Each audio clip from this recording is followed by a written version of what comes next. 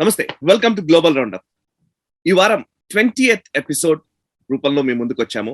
And ఈ వారంలో జరిగిన అంతర్జాతీయ పరిణామాల్ని భారతీయ దృక్కోణంలో విశ్లేషించడానికి అండ్ ఆయా దేశాల్లో జరుగుతున్న పరిణామాల ప్రభావం భారతదేశంపై ఏ విధంగా ఉంటుంది అండ్ భారత దృక్కోణంలో వాటిని ఎలా అర్థం చేసుకోవాలనే అంశానికి సంబంధించి వివరణాత్మకమైన విశ్లేషణ అందించేందుకు ప్రస్తుతం అంతా ఉన్నారు అంతర్జాతీయ వ్యవహారాల నిపుణులు అండ్ విశ్లేషకులు మామిడి గిరిధర్ గారు. వారితో ఈ వారం జరిగిన వార్తాంశాల గురించి చర్చించే ప్రయత్నం చేద్దాం. నమస్కారం మామిడి గిరిధర్ గారు, చర్చకు స్వాగతం.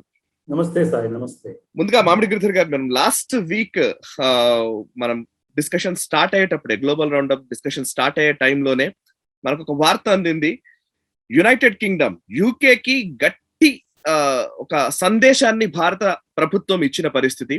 సో ఈ నేపథ్యంలో ఈ వారం రోజుల వ్యవధిలోనే యూకే దిగొచ్చినట్టుగా కనబడుతోంది. సో ఇది పాతకాలపు ఇండియా కాదు అనే ఒక స్ట్రాంగ్ మెసేజ్ ని భారత ప్రభుత్వం ఇచ్చిన నేపథ్యంలో ఇప్పుడు యూకే ఈ క్వారంటైన్ నిబంధనల్ని తొలగించడం జరిగింది. అండ్ దీని గురించి ఒకసారి మీ విశ్లేషణ వినాలనుంది. లాస్ట్ వీక్ కూడా మీరు చాలా స్పష్టంగా చెప్పారు, భారత్ చాలా గట్టిగా జవాబునిచ్చింది, ఇది ఇలాగే ఉండాలి అని చెప్పేసి. ఇట్లాంటి ఫర్మ్ యాక్షన్స్ మనం కొన్ని సందర్భాల్లో తీసుకోవాల్సి ఉంటుంది అని. సో యూకే దిగొచ్చిన వేళ మీ విశ్లేషణ ఏంటి? నిజంగా ఇది చాలా మంచి పరిణామం. మనకు భారతదేశం నిజంగా దాని సత్తా ఏంటో నిజంగా ఇంటర్నేషనల్ ఎరీనాలో చూపించిన విషయాల్లో ఇది ఒక చాలా గొప్ప విషయం. ఇది నార్మల్ గా మనం యూరోప్ కానీ అమెరికా కానీ మన మీద ఏదైనా ఒత్తిడి తీసుకొస్తే దానికి తల ఒగ్గేవాళ్ళం మనము. వాళ్లకు వ్యతిరేకంగా నిలబడే స్తోమత మనకు ఉండేది కాదు. ఈసారి మాత్రం చాలా టఫ్ స్టాండ్ తీసుకున్నాం మనం.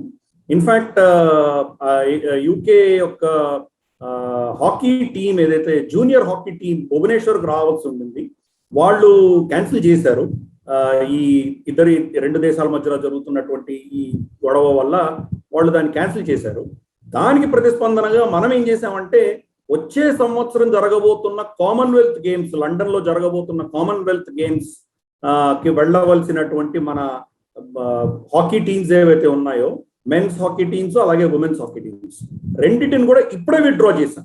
ఇంకా సంవత్సరం ఉంది, వచ్చే జూన్లోనో జూలైలోనో వెళ్ళాలి, కానీ ఇప్పుడే మనం విత్డ్రా చేసాం. అంటే ఇది ఏదో క్వారంటైన్ తో మేము ఆపట్లేదు, మేము ఇంకా స్టెప్స్ తీసుకోబోతున్నాము, దీనికి చాలా కఠినంగా మేము వ్యవహరించబోతున్నాము అని చెప్పి ఒక చాలా టఫ్ స్టాండ్ తీసుకున్నాం మనము. దాంతో ఇంకా యూకేకి గత్యంతరం లేక వాళ్ళు దిగవలసి వచ్చింది. ఇది మాత్రం ఫెంటాస్టిక్ మూవ్. ఇది వాళ్ళు ఇచ్చిన స్టేట్మెంట్ ప్రకారం మేము భారతదేశం యొక్క ఈ కోవిడ్ ను ఈ స్ట్రక్చర్ అంతా కూడా మేము అబ్జర్వ్ చేసి దాని అవగాహన పెంచుకునే ప్రయత్నం చేశాము. ఇప్పుడు వీఆర్ సాటిస్ఫైడ్, అందుకనే రిలీజ్ చేస్తున్నామని చెప్పారు వాళ్ళు. కానీ భారతదేశం ఇంకా అనౌన్స్ చేయలేదు. 11 అంటే సోమవారం నుంచి వాళ్ళు ఈ యొక్క క్వారంటైన్ రూల్ తీసేస్తున్నారు, కానీ భారతదేశం ఇంకా అనౌన్స్ చేయలేదు. అంటే తొందరపడట్లేదు. మనం చూద్దాం వాళ్ళ వ్యవహారం ఎలా ఉంటుందని, దాని తర్వాత మనం చేస్తున్నాము. ఫెంటాస్టిక్ మూవ్ ఇది. డెఫినెట్ గా మన సత్తా ఏంటో మనం చూపించాము. ఇలాగే ఉండాలి. ప్రతి దేశం పట్ల కూడా మనం ఇటువంటి టఫ్ స్టాండ్ తీసుకోవాలి. ఇన్ఫాక్ట్ ఈవెన్ యూపీఏ ప్రభుత్వం అప్పుడు కూడా మనం చూసాము, మన యుఎస్ ఎంబసీలో ఒక దౌత్య రాయబారి ఒక స్త్రీని వాళ్ళు అరెస్ట్ చేసినప్పుడు మనం కూడా అక్కడ సెక్యూరిటీ, దేవ్యాని కోబర్గాడే, ఆవిడని అరెస్ట్ చేసినప్పుడు మనం ఇక్కడ కూడా సెక్యూరిటీ తీసేయడము, వాళ్ళ నుంచి డిమాండ్ చేయడము, ఇటువంటివి మనం చేశాము. ప్రభుత్వాలు ఏమైనా కానీ కూడా దేశం చాలా ముఖ్యమైనది. కాబట్టి దేశం యొక్క దాని పటిష్టత అన్నది మనం నిరూపించాలి. పెద్ద దేశం అయినంత మాత్రం లాభం లేదు, దాని శక్తి బలప్రయోగం చేస్తేనే, చూపిస్తేనే మన దానికి గొప్పతనం తెలుస్తుంది. కాబట్టి ఇది మాత్రం ఫెంటాస్టిక్ మూవ్. కరెక్ట్. అండ్ ఇదే తరహాలో అటు టెస్లా ఒక అత్యున్నతమైన కంపెనీగా మనం ఆటోమొబైల్ ఇండస్ట్రీలో చెప్తూ ఉంటాం. టెస్లా కంపెనీకి కూడా కంపోనెంట్స్ విషయంలో వాళ్ళ కంపోనెంట్స్ చైనాలో తయారు చేయకూడదు, చేస్తే కనుక మేము అలో చేయము అనే ఒక స్ట్రాంగ్ మెసేజ్ ని టెస్లా లాంటి కంపెనీకి కూడా భారత ప్రభుత్వం ఇచ్చినట్టుగా వార్తలు వస్తున్నాయి. సో వాటి గురించిన వివరాలు చెప్తారా సార్ ఒకసారి? అంటే ఇండియా ప్రెషర్ బిల్డ్ చేయడాన్ని మనం ఎలా చూడాలి? అంటే ఎవరైనా సరే మేము ఇలా ఉంటాము, మాకు తగ్గట్టుగా మీరు వ్యవహరించాలి, if you want to do business with అస్.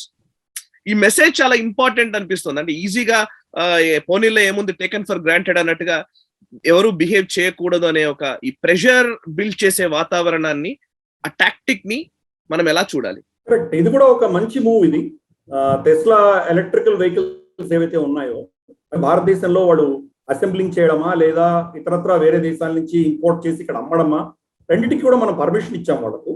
అని ఒకటే కండిషన్ పెట్టాము. చైనాలో మ్యానుఫ్యాక్చర్ చేసింది మాత్రం భారతదేశంలో తీసుకురావడానికి వీల్లేదు అని చెప్పాను.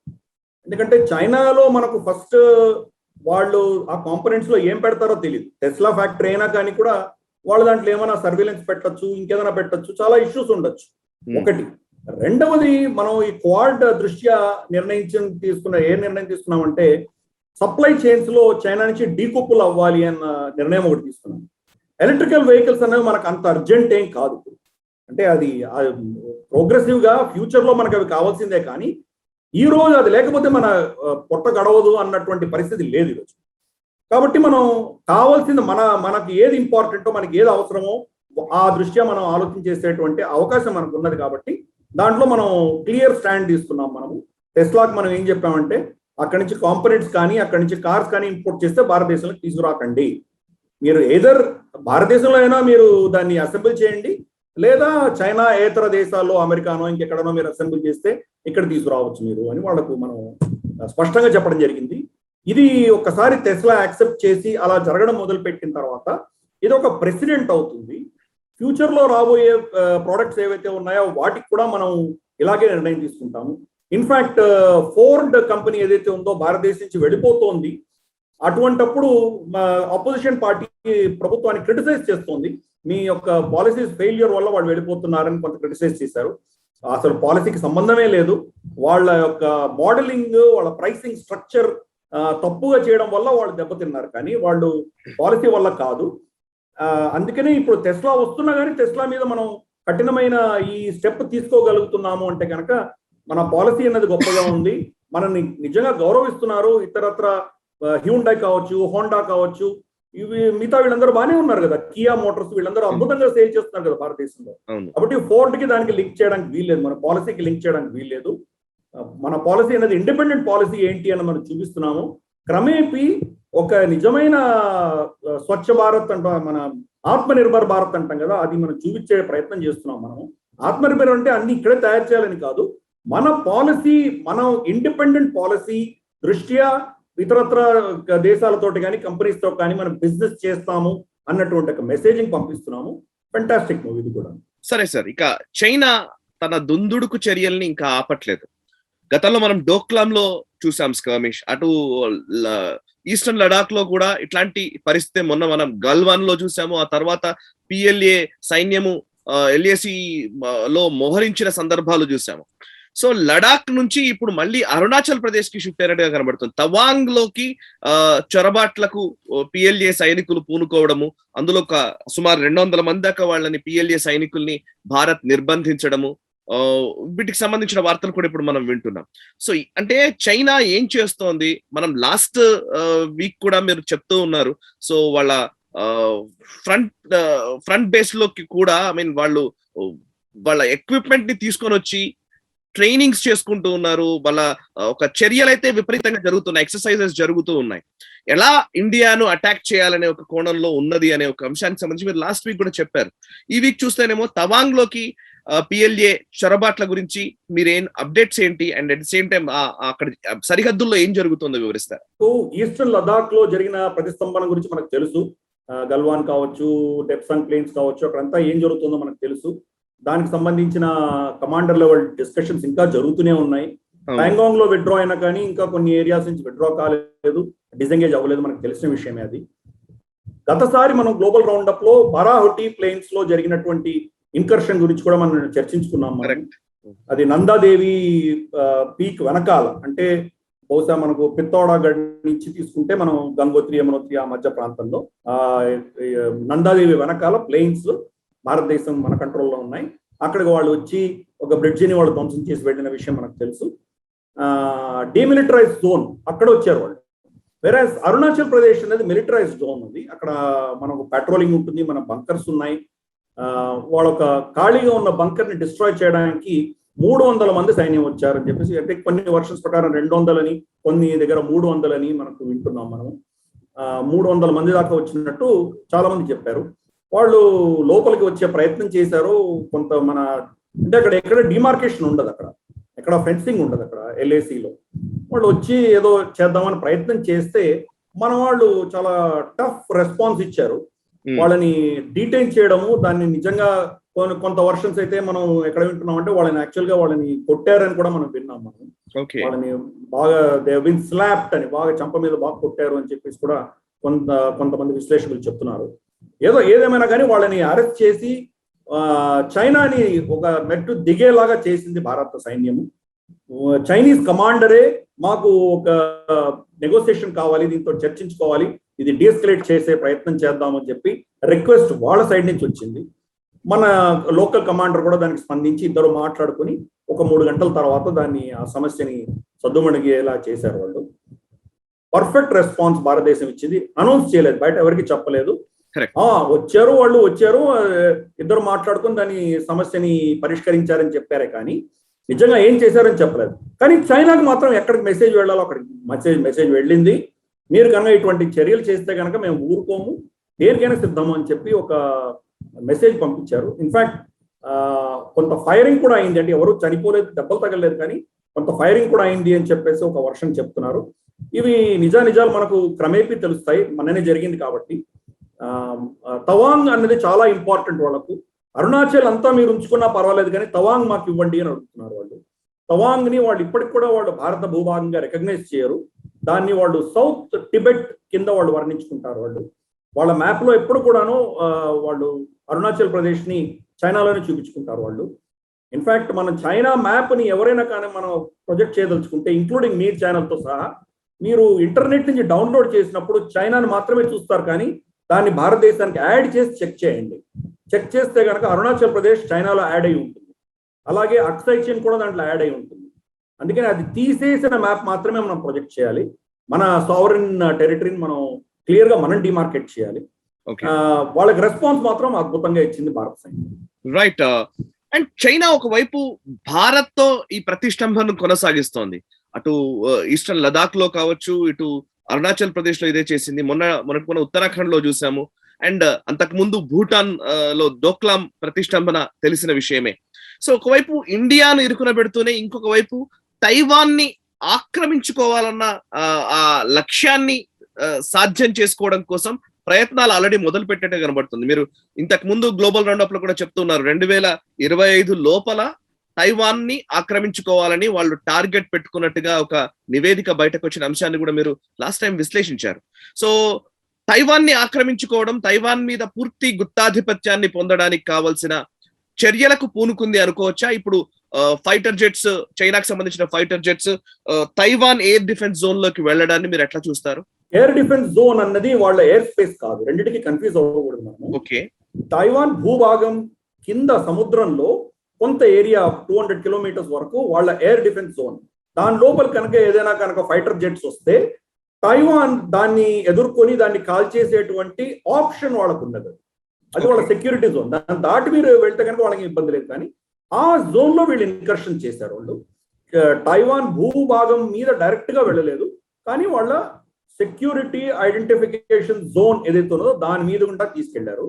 తరచూ చాలా కాలంగా వీళ్ళు ఇన్కర్షన్స్ చేస్తున్నారు చైనా. కానీ ఈసారి మాత్రం వాళ్ళ చైనా డే ఏదైతే నేషనల్ డే ఉందో, నేషనల్ డే రోజు వాళ్ళు అదే పనిగా కవ్వింపు చర్యగా 56 ఎయిర్ క్రాఫ్ట్ తీసుకెళ్లారు. 56, ఇది రికార్డ్ అనమాట. ఇంతవరకు ఎప్పుడు ఇన్ని ఎయిర్ క్రాఫ్ట్స్ వెళ్ళలేదు. 56 ఎయిర్ క్రాఫ్ట్స్ వెళ్ళాయి. వీటిలో న్యూక్లియర్ బాంబ్ డెలివరీ చేయగలిగిన కెపాసిటీ ఉన్న ఎయిర్ క్రాఫ్ట్స్ కూడా వెళ్ళాయి. అలాగే వాళ్ళ J-17 ఇటువంటి మెయిన్ ఎయిర్ క్రాఫ్ట్స్ ఏమున్నాయో అవన్నీ వెళ్ళాయి. తర్వాత సబ్మెరీన్ డిటెక్టింగ్ ఎయిర్ క్రాఫ్ట్ ఒకటి ఉంది. కొన్ని ఎయిర్ క్రాఫ్ట్స్ కి దాని రెడార్ ఏమంటారంటే సోనార్స్, చాలా పవర్ఫుల్ సోనార్స్ ఉంటాయి. మనం భూమిలో కానీ లేదా సముద్రం లోపల కానీ ఉన్నటువంటి మెటల్ డిటెక్ట్ చేయగలిగిన కెపాసిటీ ఉన్న ఎయిర్ క్రాఫ్ట్స్, వాటిని కూడా తీసుకెళ్లారు అక్కడి నుంచి, ఈ జోన్ లో నుంచి. సో ఇవన్నీ చాలా హై ఎక్విప్మెంట్ ఉన్నటువంటి ఇవన్నీ తీయడంలో వాళ్ళు తైవాన్ కి చాలా ఒక టఫ్ మెసేజ్ ఇస్తున్నారు. వార్నింగ్ లాగా చూడొచ్చా తైవాన్ కి? తప్పకుండా ఇట్స్ అ వార్నింగ్. వాళ్ళు మీరు మాకు దాసోహం అనకపోతే మేము ఏమైనా చేయగలం, ఇది మా కెపాసిటీ అని వాళ్ళు చూపిస్తున్నారు. రెండవది, మీరు కనుక రెస్పాన్స్ కనుక ఇచ్చారంటే, దీన్ని అటాక్ చేశారంటే ప్రొవొకేషన్ గా తీసుకొని మేము మిమ్మల్ని అటాక్ చేస్తాం. తైవాన్ అన్నది మా భూభాగం కాబట్టి మేము we have right to go, దీన్ని ఉల్లంఘించే అధికారం మాకుంది అని వాళ్ళు డెమోన్స్ట్రేట్ చేస్తున్నారు. అమెరికా వచ్చేసి దానికి చాలా సాఫ్ట్ రెస్పాన్స్ ఇచ్చింది. జో బైడెన్ షీ జిన్పింగ్ తో మాట్లాడాను, షీ జిన్పింగ్ ఇద్దరం ఏం ఒప్పుకున్నామంటే తైవాన్ అగ్రిమెంట్ ఒకటి ఉంది, ఆ అగ్రిమెంట్ కి ఇద్దరు కూడా కట్టుబడి ఉంటామని చెప్పి మేము ఇద్దరం ఒప్పుకున్నాము అని చెప్పి ఆయన స్టేట్మెంట్ ఇవ్వడం జరిగింది. తర్వాత చూస్తే కనుక అమెరికాకి చైనాకి మధ్యలో తైవాన్ ఒప్పందం అంటూ ఏమీ లేదు. అమెరికాలో ఒక చట్టం ఉంది. ఆ చట్టం ఏంటంటే తైవాన్ ని డీరికగ్నైజ్ చేస్తూ చైనాని జెన్యున్ చైనాగా రికగ్నైజ్ చేసినప్పుడు 1979లో తైవాన్ కి సంబంధించి శాంతియుతంగా ఈ సమస్యను పరిష్కరించాలి, అంతవరకు తైవాన్కి ఏమైనా వాళ్ళ శాంతికి భంగం కలిగితే అమెరికా దానికి భరోసా ఇస్తుంది అని వాళ్ళ చట్టం, అమెరికన్ చట్టంలో ఉన్నది. కానీ చైనా చట్టంలో లేదు, అమెరికా చైనా మధ్య ఎటువంటి ఒప్పందము లేదు. కాబట్టి ఇది ఆయన చెప్పిన దాంట్లో సత్యమేమీ లేదు. చైనా దానివల్ల it is not bound by, దానికి ఏం కట్టుబడి లేదు. చైనా ఏమైనా చర్య చేయొచ్చు తైవాన్ మీద. అందుకని అమెరికన్ రెస్పాన్స్ చాలా పువర్గా ఉంది. కానీ ఆమె ఎవరైతే ఇంగ్ వాన్ ఎవరైతే వాళ్ళ ప్రెసిడెంట్ ఉన్నారో ఆవిడ ఇచ్చిన స్టేట్మెంట్ చాలా టఫ్ మెసేజ్ ఇచ్చింది.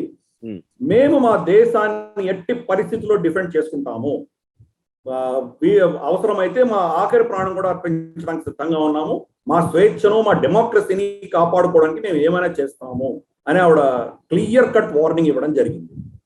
కానీ ట్రంప్ గారి హయాంలో, అంటే జో బైడెన్ కంటే ముందరే సంవత్సరం క్రితం ట్రంప్ తీసుకున్నటువంటి నిర్ణయం దృష్ట్యా కొంతమంది commando forces, special task force, American ఆర్మీకి సంబంధించిన వాళ్ళు, ఎలీట్ కమాండో ఫోర్సెస్ తైవాన్ లో ట్రైనింగ్ ఇస్తున్నారు.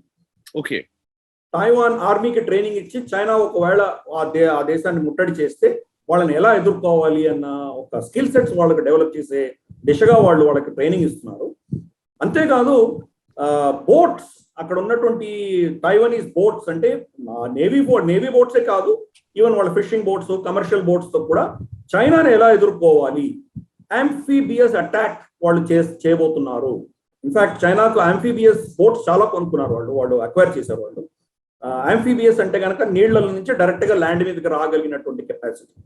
ఇదివరకు హూవర్ క్రాఫ్ట్స్ ఉండేవి, అటువంటివి అనమాట. అంటే నీళ్ళలో బోట్ లాగా వెళ్తుంది, భూమి మీద నార్మల్ గా కూడా వచ్చేయచ్చు, కార్ లాగా వచ్చేయచ్చు. అటువంటి ఎక్విప్మెంట్ అంతా పెట్టుకున్నారు వాళ్ళు తైవాన్ ని అటాక్ చేయడానికి కోసము. వాటిని ఎలా ఎదుర్కోవాలి అని కూడా ట్రైనింగ్ అమెరికన్ కమాండోస్ ఇస్తున్నారు. దీన్ని స్పందిస్తూ గ్లోబల్ టైమ్స్ ఏం స్టేట్మెంట్ ఇచ్చిందంటే, మీరు 24 ఎందుకు, ఇంకా 240 మందిని తీసుకొని రండి, 500 మందిని తీసుకురండి, ఎక్కడున్నారో చెప్పండి, మేము న్యూక్లియర్ బాంబ్ వేసి మిమ్మల్ని అందరినీ చంపేస్తామని చెప్పింది గ్లోబల్ టైమ్స్. అది అంటే దాన్ని ఏమనాలో నాకు అర్థం కాదు. జర్నలిజం అంటారా దాన్ని? అది బెదిరింపు కాకపోతే ఏంటది? న్యూక్లియర్ అటాక్ అని బెదిరిస్తున్నారు American. We will wipe out the American contingent in Taiwan అని చెప్పి స్టేట్మెంట్ ఇచ్చింది global times. Course Chinese foreign ministry కానీ చైనీస్ ప్రభుత్వం స్పందించలేదు. వాళ్ళు ఎప్పుడు స్పందించరు, ఇట్లాంటి వాడిని వాడుకుంటారు వాళ్ళు. గ్లోబల్ టైమ్స్ స్పందించింది. అక్కడ ఇంతవరకు ఇది ఉన్నట్టు ఎవరికి తెలియదు. తైవాన్ గవర్నమెంట్ కానీ యుఎస్ ప్రభుత్వం కానీ దీని గురించి ఇప్పటికి కూడా ఇంతవరకు ఏమీ రెస్పాన్స్ ఇవ్వలేదు, అఫీషియల్ స్టేట్మెంట్ ఇవ్వలేదు. కానీ సీక్రెట్ గా వాళ్ళకి సపోర్ట్ చేసేటువంటి చర్యలు జరుగుతున్నాయి. అమెరికన్ ప్రెసిడెంట్ కూడా కొంచెం టఫ్ స్టాండ్ తీసుకొని ఉంటే కనుక, ఇది మా రెడ్ లైన్, మీరు తైవాన్ మీద ఇన్కర్షన్ చేయడానికి వీల్లేదు, మీరు కనుక ఎయిర్ క్రాఫ్ట్ తీసుకెళ్తే అమెరికా ఊరుకోదని వాళ్ళు చెప్పవలసింది, అది చెప్పలేదు. కానీ ఇతరత్ర తైవాన్ కి చాలా మంది సపోర్ట్ చేస్తున్నారు. సౌత్ చైనా సీలో తైవాన్ కి మద్దతుగా అమెరికన్ ఎయిర్ క్రాఫ్ట్ క్యారియర్స్ కానివ్వండి, అటు UK, Japan air craft carriers ఉన్నాయి. అంటే మీరు చాలా సందర్భాల్లో మీరు మాట్లాడుతున్నదే, జపాన్ ఆల్రెడీ సంసిద్ధంగా ఉంది సౌత్ చైనా సీలో, ముఖ్యంగా తైవాన్ ని ప్రొటెక్ట్ చేయడం కూడా. తైవాన్ వరకు వచ్చారంటే మన వరకు కూడా వస్తారనే ఒక భావనని జపాన్ ముందు నుంచి వ్యక్తం చేస్తోంది. అఫ్ కోర్స్ మన క్వాడ్ కి సంబంధించిన భాగస్వామ్యంగా ఉన్నటువంటి ఇటు జపాన్ కానివ్వండి, అటు Australian former prime minister Tony Abbott కూడా తైవాన్ లో పర్యటించారు. అంటే అది కేవలం మామూలు పర్యటనైనా, లేకపోతే ఈ హెచ్చరికల నేపథ్యంలో, ఈ చైనాతో ఉన్న ఈ ప్రతిష్టంభన ఘర్షణ నేపథ్యంలో వెళ్ళిన పర్యటనగా మనం చూడాల్సి ఉంటుందా? చైనా తైవాన్ పట్ల చేస్తున్నటువంటి దుశ్చర్యల దృష్ట్యానే వెళ్ళారు వీళ్ళు. అంటే ఇమ్మీడియట్ ప్రొవొకేషన్ కాకపోవచ్చు, కానీ గత కొన్ని నెలలుగా వాళ్ళు చేస్తున్నటువంటివి స్టేట్మెంట్స్ కానీ చర్యలు కానీ, దానివల్ల వీళ్ళందరూ వెళ్ళారు. టోనీ అబోట్ వెళ్ళి యాక్చువల్ గా మీకు ఇంటర్నేషనల్ గా మీకు మిత్రులను తీసుకొచ్చే ప్రయత్నం నేను చేస్తాను అని ఆయన స్టేట్మెంట్ ఇవ్వడం జరిగింది తైవాన్ లో. అలాగే 5 మంది ఫ్రెంచ్ మెంబర్ ఆఫ్ పార్లమెంట్, అంటే వాళ్ళ పార్లమెంట్ కి సంబంధించినటువంటి నేతలు 5 మంది అక్కడికి వెళ్ళారు. దాన్ని వెళ్ళకూడదు అని చెప్పి చైనా స్టేట్మెంట్ కూడా ఇచ్చింది, వార్నింగ్ ఇచ్చింది వాళ్ళకు. మేము ఇండిపెండెంట్ డెమోక్రటిక్ దేశం, మీరు మమ్మల్ని ఎవరు చెప్పడానికి అని చెప్పి వీళ్ళు బేఖాతరు చేసి వీళ్ళు వెళ్ళారు వీళ్ళు. కాబట్టి ఇది క్రమేపీ ఒక తైవాన్ ని సపోర్ట్ చేస్తున్నటువంటి కూటమి క్రమేపీ తయారవుతున్నది. గతసారి మనం చర్చించుకున్నాం, భారతదేశం కూడా $7.5 బిలియన్ తైవాన్ తోటి ఒక ట్రేడ్ ప్యాక్ట్, మన చిప్ మ్యానుఫ్యాక్చరింగ్ ఒకటి మనం పెట్టుకున్నాము. కరెక్ట్. మెల్లిమెల్లిగా తైవాన్ ని సపోర్ట్ చేయడానికి చాలా మంది ముందుకు వస్తున్నారు. ఇప్పుడు ప్రస్తుతానికి రూజ్వెల్ట్ తర్వాత ఇంకొకటి 2 విమాన యుద్ధ నౌకలు, అంటే ఎయిర్ క్రాఫ్ట్ క్యారియర్స్ అమెరికావి సౌత్ చైనా సీలో ఉన్నాయి. అలాగే క్వీన్ ఎలిజబెత్ యునైటెడ్ కింగ్డమ్ చెందినటువంటిది, అది కూడా అక్కడ పర్మనెంట్ గా ఉన్నది, అది కూడా ఉన్నది 3వది.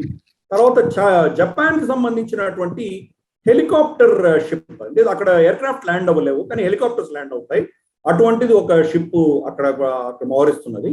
ఈ 4 కాదు, 4తో పాటు ఒక ఫ్లీట్ ఉంటుంది అనమాట. అంటే ఆ షిప్ ఒకటే వెళ్ళదు, దానికి ఫ్రిగేట్స్, కార్వెట్స్, డిస్ట్రాయర్స్ ఇవన్నీ కూడా వాటితో పాటు వెళ్తాయి. అది ఒక గుంపుగా వెళ్తాయి అవి. అలాగే సబ్మెరీన్స్ దాన్ని సపోర్ట్ చేస్తాయి. ఈ మొత్తం సిస్టమ్ అంటే 4 అంటూ ఇంకా ఎన్ని ఉంటాయో ఇమాజిన్ చేసుకోవచ్చు. ఇన్ని షిప్స్, ఇన్ని సబ్మెరీన్స్ సౌత్ చైనా సీలో వెళ్ళి తైవాన్ కు మద్దతుగా నిలబడ్డాయి. కానీ చైనా బేఖాతరు చేసి వాళ్ళు ఇలా ఎయిర్ స్పేస్ ని వాళ్ళు ఉల్లంఘించారు. 2025 కంతా వీళ్ళు మమ్మల్ని అటాక్ చేసే స్తోమత వీళ్ళకు వస్తుంది అని చెప్పి తైవాన్ డిఫెన్స్ మినిస్టర్ ఇచ్చిన స్టేట్మెంట్ అది. ఇమీడియట్ గా వాళ్ళు మమ్మల్ని అటాక్ చేయలేరు అని ఆయన అనుకుంటున్నారు, కానీ సిద్ధంగా ఉండాలి అని చెప్పి అందరూ కూడా విశ్లేషిస్తున్నారు. తప్పకుండా చైనాకు తైవాన్ ని ఏదో ఒక రోజు కబ్జా చేసుకోవాలన్నటువంటి ప్లాన్ స్పష్టంగా ఉన్నది. షీ జిన్పింగ్ మీద ప్రెషర్ పెరిగి ఆయన గద్దె దిగిపోవాల్సిన పరిస్థితి అంటూ వస్తే ఆయన తైవాన్ ని అటాక్ చేసే దుశ్చర్య చేస్తారు. తప్పకుండా ఆ రిస్క్ తీసుకునే ప్రయత్నం ఆయన చేస్తారు. ఎందుకంటే ఆయనకున్నటువంటి అంతర్శత్రువులని దూరంగా పెట్టడానికి కోసం బాహ్య శత్రువు కావాలి. కాబట్టి భారతదేశం మీద అయినా అటాక్ ఉంటుంది, తైవాన్ మీద అయినా అటాక్ ఉంటుంది. రెండిట్లో ఏదో ఒకటి తప్పదు. భారతదేశం మనం ఆల్రెడీ రెస్పాన్స్ ఇస్తున్నాము. మనం ఏం చేసామంటే 2 లక్షలకు మన సైన్యాన్ని పెంచుకున్నాం చైనా బోర్డర్. గత సంవత్సరానికి పోలిస్తే 40% మనం పెంచాము. 40% మన ట్రూప్ లెవెల్ ఎన్హాన్స్మెంట్ అయింది.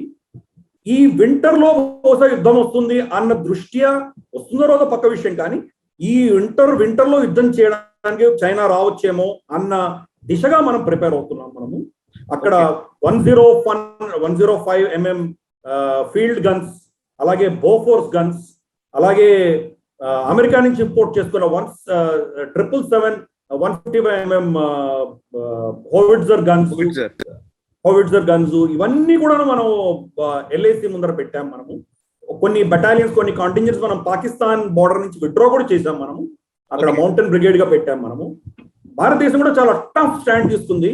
ఫోర్స్ మల్టిప్లయర్ పెట్టి చైనాని ఎదుర్కొనేటువంటి ప్రయత్నం చేస్తుంది. అంటే మన అంచనాల ప్రకారం వాళ్ళు తప్పకుండా భారతదేశం మీదనో తైవాన్ మీదనో దుశ్చర్య చేయక తప్పదు. ఎందుకంటే షీ జిన్పింగ్ పరిస్థితి చాలా క్లిష్టంగా ఉన్నది. మనం 2 వారాల నుంచి చర్చించుకుంటున్నాము. 600 రోజుల పైగా ఆయన బయటకు వెళ్ళలేదు. జో బైడెన్ ఆయనని వాషింగ్టన్ రమ్మని పిలిచారు, డిసెంబర్ లో సమ్మిట్ పెట్టుకుందామని. డిసెంబర్ లో సమ్మిట్ కు కూడా షీ జిన్పింగ్ నిరాకరించాడు ఆయన. అక్కడ వెళ్తే కనుక ఎక్కడ టేక్ ఓవర్ అవుతుందన్న భయం ఆయనకు ఉన్నది.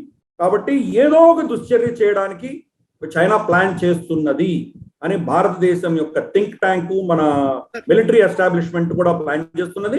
అలాగే తైవాన్ కూడా ప్రిపేర్డ్ గా ఉంది. సార్, భారత్ కి 2 ఫ్రంట్ వార్ అనేది కంపల్సరీ ఎలాగో ఇప్పుడు ఈవెన్ చైనా కూడా 2 ఫ్రంట్ వార్ ఏమో అనిపిస్తుంది. ఇప్పుడు ఈవెన్ తైవాన్ తో కనుక ఏమైనా ఇదే కయ్యాల్ని కంటిన్యూ చేస్తే definitely China will have to face the consequences. సరే, దాంతో పాటు ఇంకొక అంశం మనకి ఈ వారంలో కనబడుతుంది ఏంటంటే, మీరు ఇందాక చెప్తున్నారు ఇండియన్ ఫోర్సెస్ ఆల్మోస్ట్ 40% మేర పెంచడం జరిగింది సరిహద్దుల్లో మనం మోహరింపులు కానివ్వండి అవన్నీ అని చెప్తూ ఉన్నారు. అండ్ అటు చైనా కూడా సంసిద్ధంగా ఉండడం కోసం, ఎందుకంటే లాస్ట్ ఇయర్ దెబ్బతిన్నారు కాబట్టి మౌంటైన్ వార్ఫేర్ లో వాళ్ళు మళ్ళీ పుంజుకోవడం కోసం ట్రైనింగ్స్ తీసుకుంటున్నారని మనం లాస్ట్ టైం మనం విన్నాము. ప్రాక్టీస్ చేస్తున్నారని మీరు కూడా లాస్ట్ టైం చెప్పారు. సో ఈ నేపథ్యంలో పాకిస్తాన్ ట్రూప్స్ కానివ్వండి, పాకిస్తాన్ ఆఫీసర్స్ కొంతమంది షిన్జియాంగ్ లో లేదా టిబెట్ లో పర్యటించినట్టు కూడా మనకు వార్తలు వస్తున్న పరిస్థితి ఉంది. అంటే పాకిస్తాన్ నుంచి ఏమైనా మౌంటైన్ వార్ఫేర్ కి సంబంధించి ట్రైనింగ్ PLA సైనికులు తీసుకుంటున్నారా? మనం అట్లాగే చూడాలా దాన్ని ఎట్లా? కరెక్ట్. నిజంగా భారతదేశం తర్వాత మౌంటైన్ వార్ఫేర్ లో నైపుణ్యత ఉన్న దేశం ఏదైనా ఉందంటే కూడా పాకిస్తానే. ఓకే. అందుకనే వాళ్ళకు మనకు యుద్ధం అంతా కూడా కార్గిల్ యుద్ధము ఇటువంటివన్నీ కూడా సియాచిన్ గ్లేషియర్ కావచ్చు, మనకు ఉన్నటువంటి ఎత్తైన పర్వత శ్రేణుల్లో వాళ్ళు ఉన్నారు, మనము ఉన్నాం. మన సైన్యం ఎలాగైతే పీక్స్ అన్ని ఆక్యుపై చేశారో అలాగే వాళ్ళ సైన్యం కూడా ఆక్యుపై చేసింది. ఇన్ఫాక్ట్ నీకు గుర్తుంటుంది, మన ఇద్దరం అక్కడికి కార్గిల్ నుబ్రా వ్యాలీకి వెళ్ళినప్పుడు, నుబ్రాకి వెళ్ళినప్పుడు థాంగ్ అన్న ఊరు లాస్ట్ బార్డర్ విలేజ్ ఏదైతే ఉందో అక్కడి నుంచి మనం కొండపైన పచ్తాంగ్ అన్న విలేజ్ వెళ్ళి మనం రుద్రాభిషేకం చేసాం. మనం దానికి ఎదురు కొండ మీద వాళ్ళ బంకర్స్ ఉన్నాయి. అది ఎంత ఎత్తైన కొండ, అక్కడ వాళ్ళ బంకర్స్ ఉన్నాయి, పాకిస్తానీ బంకర్స్. కాబట్టి వాళ్ళకి మౌంటైన్ వార్ఫేర్ లో భారతదేశం తర్వాత నెక్స్ట్ స్ట్రాంగెస్ట్ దేశం ఏదైనా ఉందంటే పాకిస్తాన్. అది వాళ్ళు ఆ మౌంటైన్ వార్ఫేర్ టెక్నిక్ ఏదైతే ఉన్నదో ఆ నైపుణ్యత చైనీస్ PLA కి ట్రైనింగ్ ఇచ్చే దిశగా వాళ్ళు వెస్ట్రన్ సెక్టర్, అంటే చైనా యొక్క వెస్ట్రన్ సెక్టర్ ఏది, భారతదేశ సరిహద్దుతో ఉన్నటువంటిది షిన్జియాంగ్ కావచ్చు, టిబెట్ కావచ్చు, ఆ ప్రాంతంలో ఉన్నటువంటి వాళ్ళ సైనికులకి వీళ్ళు శిక్షణ ఇవ్వడానికి వీళ్ళు వెళ్ళారు. వాళ్ళకు డైరెక్షన్స్, వాళ్ళకు గైడెన్స్ ఇస్తున్నారు అని చెప్పి మనకు ఫోటోలు, కథనాలతో సహా మనకు ఎవిడెన్స్ వచ్చింది అది. అలాగే చైనీస్ PLA ఎయిర్ క్రాఫ్ట్స్ కొన్ని అస్కర్దు ఎయిర్పోర్ట్ లో, అంటే స్కర్దు అన్నది మనకు కార్గిల్ కొంత ఉత్తరగా ఉంటుంది, అది గిల్గిట్ బాల్టిస్తాన్, పాకిస్తాన్ ఆక్యుపైడ్ గిల్గిట్ బాల్టిస్తాన్ లో ఉంటుంది. అక్కడ చైనీస్ ఎయిర్ క్రాఫ్ట్స్ కొన్ని అక్కడ మోహరించి ఉన్నాయి అని చెప్పి అది కూడా ఇంటెలిజెన్స్ వర్గాలు చెప్తున్నాయి మనకు. మొత్తానికి పాకిస్తాన్, చైనా ఇద్దరూ కలిసి ఈ టెక్నాలజీ షేరింగ్, వాళ్ళ ఎక్స్పర్టీజ్, వాళ్ళ నైపుణ్యాన్ని ఒకరొకరు షేర్ చేసుకునే దిశగా పనిచేస్తున్నారు. ఇద్దరు కూడా భారతదేశమే టార్గెట్ గా చేస్తున్నట్టు మనకు సూచనలు వచ్చాయి. ఈ రెండింటిని కూడా మనం ఫ్యాక్టర్ చేసుకున్నాం, మనం ఆల్రెడీ రెడీగా ఫ్యాక్టర్ చేసుకొని, ఇన్ఫాక్ట్ మనకు ఎప్పుడైతే మన చౌదరి గారు, మన air force chief, new air force chief Chaudhari, ఆయన టేక్ ఓవర్ అవ్వగానే ఆయన ఇచ్చిన స్పీచ్ లో, మొట్టమొదటి స్పీచ్ లో దీన్ని ఉటంకించారు ఆయన. చైనా కావచ్చు, పాకిస్తాన్ కావచ్చు, ఏం చేస్తున్నారో మాకు బాగా తెలుసు, దానికి సిద్ధంగా ఉన్నాం మేము అని చెప్పి ఆయన స్టేట్మెంట్ ఇవ్వడం జరిగింది. ఎయిర్ ఫోర్స్ డే, మనకు 89th ఎయిర్ ఫోర్స్ డే 2 రోజుల క్రితం జరిగింది, మన హిండాన్ ఎయిర్ బేస్ లో గజియాబాద్ లో జరిగింది. అక్కడ కూడా ఇచ్చిన స్టేట్మెంట్ లో ఆయన స్పష్టంగా చెప్పారు, చైనాని ఎలా మేము ఎదుర్కోవాలో మాకు ఫుల్ ప్లాన్ పక్కడబందీగా ఉన్నాము, కానీ మేము ఊరుకోవట్లేదు, కొత్త టెక్నాలజీస్ ఏవైతే ఉన్నాయో అవి తెచ్చుకునే ప్రయత్నం మేము చేస్తున్నాము అని ఆయన చెప్పడం జరిగింది. డ్రోన్ టెక్నాలజీ కావచ్చు, కొంత ఇటువంటివి లేజర్ టెక్నాలజీ, ఇటువంటివన్నీ కూడా మనం ఇంప్రూవ్ చేసుకుంటున్నాము. చైనా, పాకిస్తాన్ వీళ్ళిద్దరూ కాదు, మనకు ఇంకో 2.5 ఫ్రంట్ అంటాము. దేశంలో అంతర్కలహాలు వచ్చేటువంటి దిశగా కూడా ఈ రెండు దేశాలు వాళ్ళ స్లీపర్ సెల్స్ ని యాక్టివేట్ చేస్తారు. కాబట్టి 2.5 ఫ్రంట్ వార్ వాళ్ళు చేసే ప్రయత్నం చేస్తే, భారతదేశం కూడా గాజు తోడుకొని లేదు, వాళ్ళ దేశంలో కూడా 2.5 ఫ్రంట్ వార్ జరుగుతుంది. పాకిస్తాన్ లో మనకు తెలుసు వాళ్ళకు ఉన్నటువంటి బలూచి ప్రాబ్లము, సింధీ ప్రాబ్లము, ఇవన్నీ ఉన్నాయి. కాబట్టి దాన్ని కూడా మనం యాక్టివేట్ చేయగలము. ఏదేమైనా కానీ వాళ్ళు మనం ఇది యుద్ధం చేస్తే కనుక మనం కూడా ఆల్ అవుట్ మనం కూడా చేస్తాము. దానికి సర్వసన్నద్ధంగా మనం ఉన్నాము. ఏదో మనం బ్యారాక్స్ లో కూర్చోలేదు, మనం లైన్ ఆఫ్ యాక్చువల్ కంట్రోల్ మీద మన సైన్యం అంతా, మన టెక్నాలజీ అంతా కూడా పెట్టుకొని సిద్ధంగా ఉన్నాము. మనము మన బలం ఏంటో వాళ్ళకి చూపిస్తున్నాం. చూద్దాం వాళ్ళు నిజంగా మనల్ని ఏమైనా కవ్వించేటువంటి సాహసం చేస్తారో లేదో చూడాలి. వచ్చే కొద్ది నెలల్లో మనం వీల్ కీప్ వాచింగ్. మీరు అన్నట్టుగా అనివార్యత షీ జిన్పింగ్ కి ఉండడం వల్ల ఇదంతా జరుగుతుందేమో, బట్ ఆ అనివార్యత సంక్షోభంగా కూడా మారుతోంది. వాళ్ళకి కేవలం భారతదేశంతోనో లేకపోతే తైవాన్తోనో ఉండడం మాత్రమే కాదు, అండ్ పొలిటికల్ కూ కావచ్చు, లేకపోతే దాన్ని ఏమంటారు ఆర్మీ కూ చేసే అవకాశం ఉందని ఒక అభిప్రాయం ఉందని అంటున్నారు కదా. సో ఆయన దిగిపోవడానికి ఇది కాదు, ఆర్థిక సంక్షోభం కూడా కారణమేమో అనిపిస్తుంది. ఎందుకంటే లేటెస్ట్ గా ఇప్పుడు మొన్నటికి మొన్న మనం ఎవర్ గ్రాండే సంక్షోభం గురించి మనం మాట్లాడుకున్నాం, ఎవర్ గ్రాండే గురించి మాట్లాడాము, విద్యుత్ సంక్షోభం గురించి మాట్లాడాము. ఇప్పుడు దానికి తోడు front Asia real estate collapse అయిపోతున్న పరిస్థితి. సో వాళ్ళకున్న మరొక రియల్ ఎస్టేట్ కంపెనీ ఈ రోజు కుప్పకూలుతున్న పరిస్థితి. సో బీయింగ్ మీరు చార్టెడ్ అకౌంటెంట్ కాబట్టి మళ్ళీ మీకు ఈ ఫైనాన్షియల్ ఇష్యూస్ లేకుండా గ్లోబల్ రౌండప్ ఉండట్లేదు, అందులో చైనా ఆర్థిక సంక్షోభం, మీరేం చెప్తారు? ఏ దేశమైనా స్ట్రాటజిక్ అఫైర్స్ అనేది ఎకానమీ లేకుండా ఏ స్ట్రాటజీ ఉండదు. కరెక్ట్. స్ట్రాటజీ దేనికోసం? ఎకానమీ కోసమే కదా. ఎకానమీ లేకపోతే స్ట్రాటజీ ఏముంది?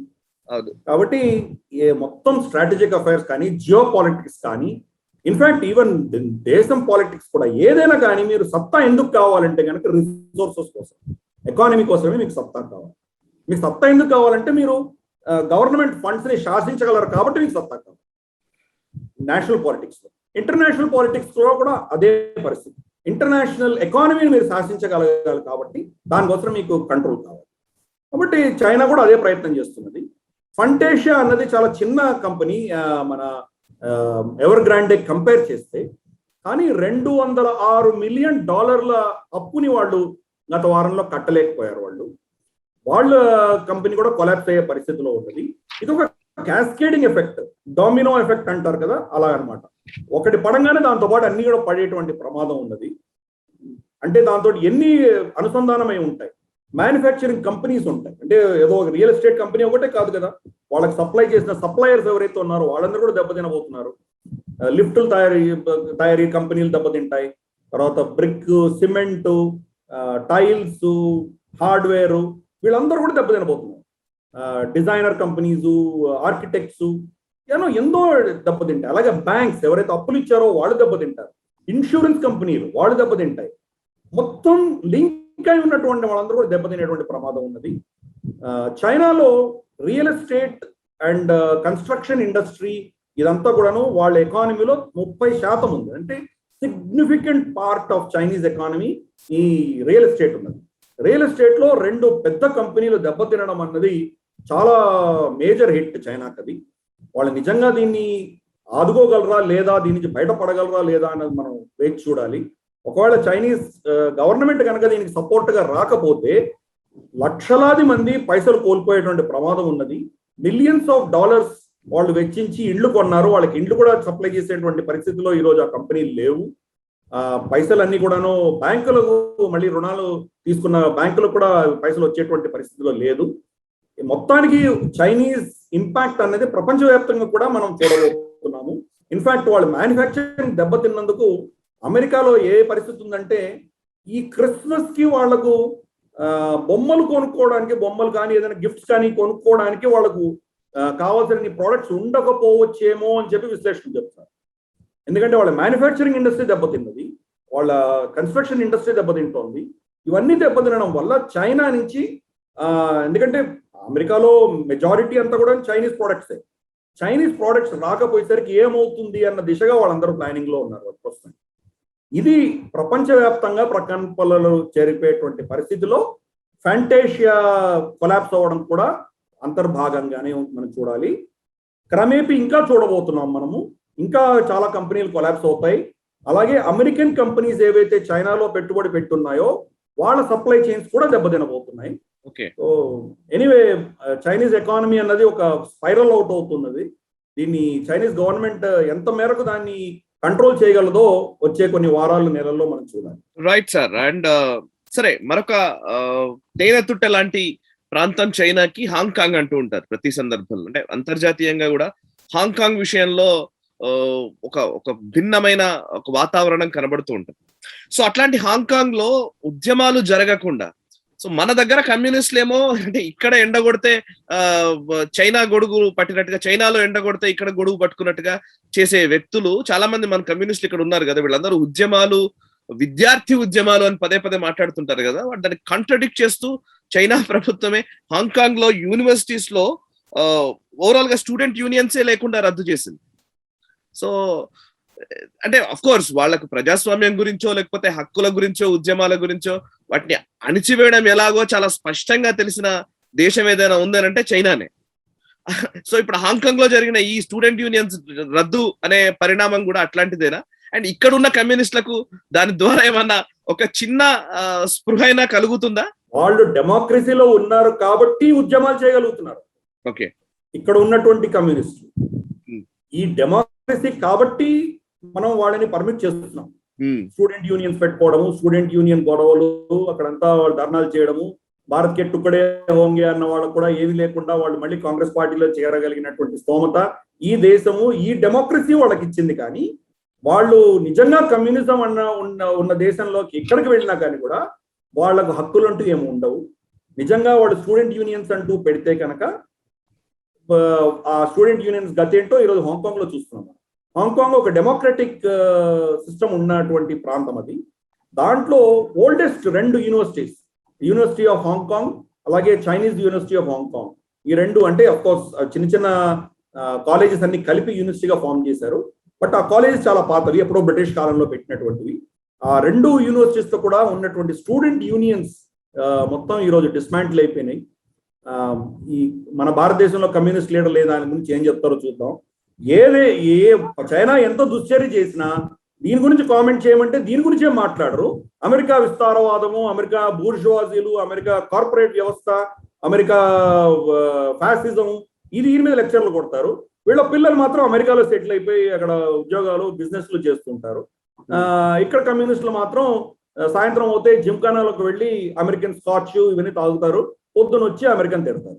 వీళ్ళ హిపోక్రసీకి ఇంత అంతా కాదు, అది ప్రజలు చూశారు కాబట్టి వీళ్ళని ఎక్కడా కూడాను స్థానం లేకుండా వీళ్ళని తుడిచిపెట్టినట్టు వీళ్ళని మొత్తం పొలిటికల్ సిస్టమ్ నుంచి బయటకు పడేశారు.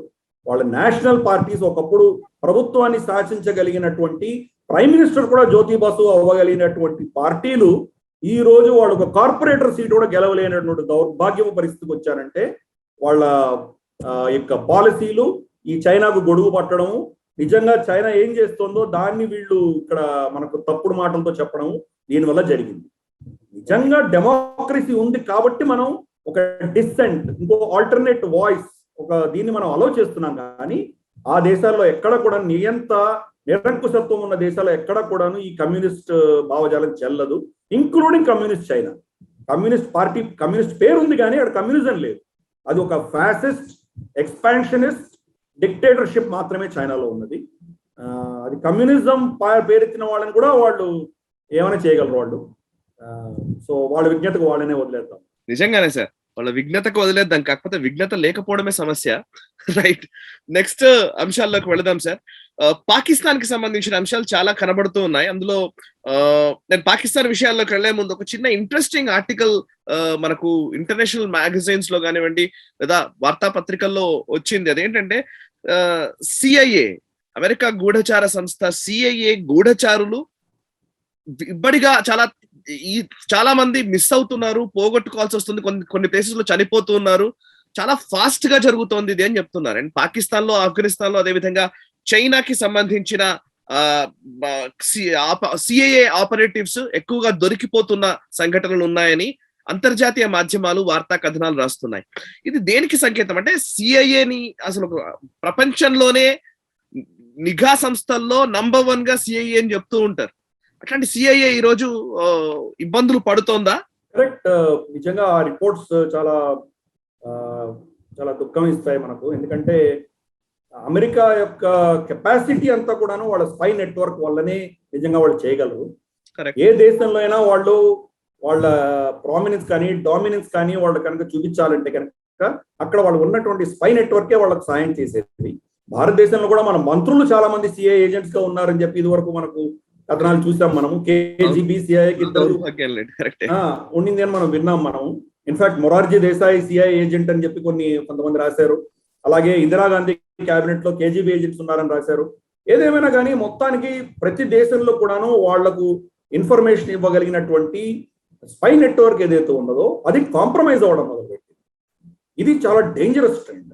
ఎందుకంటే అమెరికన్ ఎస్టాబ్లిష్మెంట్ లో లీకేజెస్ అవుతున్నాయి. ఎక్కడో అమెరికన్ ఎస్టాబ్లిష్మెంట్ లో వాళ్ళ నమ్మకమైనటువంటి వాళ్ళు, నమ్మకస్తులైనటువంటి వాళ్ళు వీళ్ళ యొక్క ఆనవాళ్లను లీక్ చేస్తున్నారు. ఇది ఒక డేంజరస్ ట్రెండ్.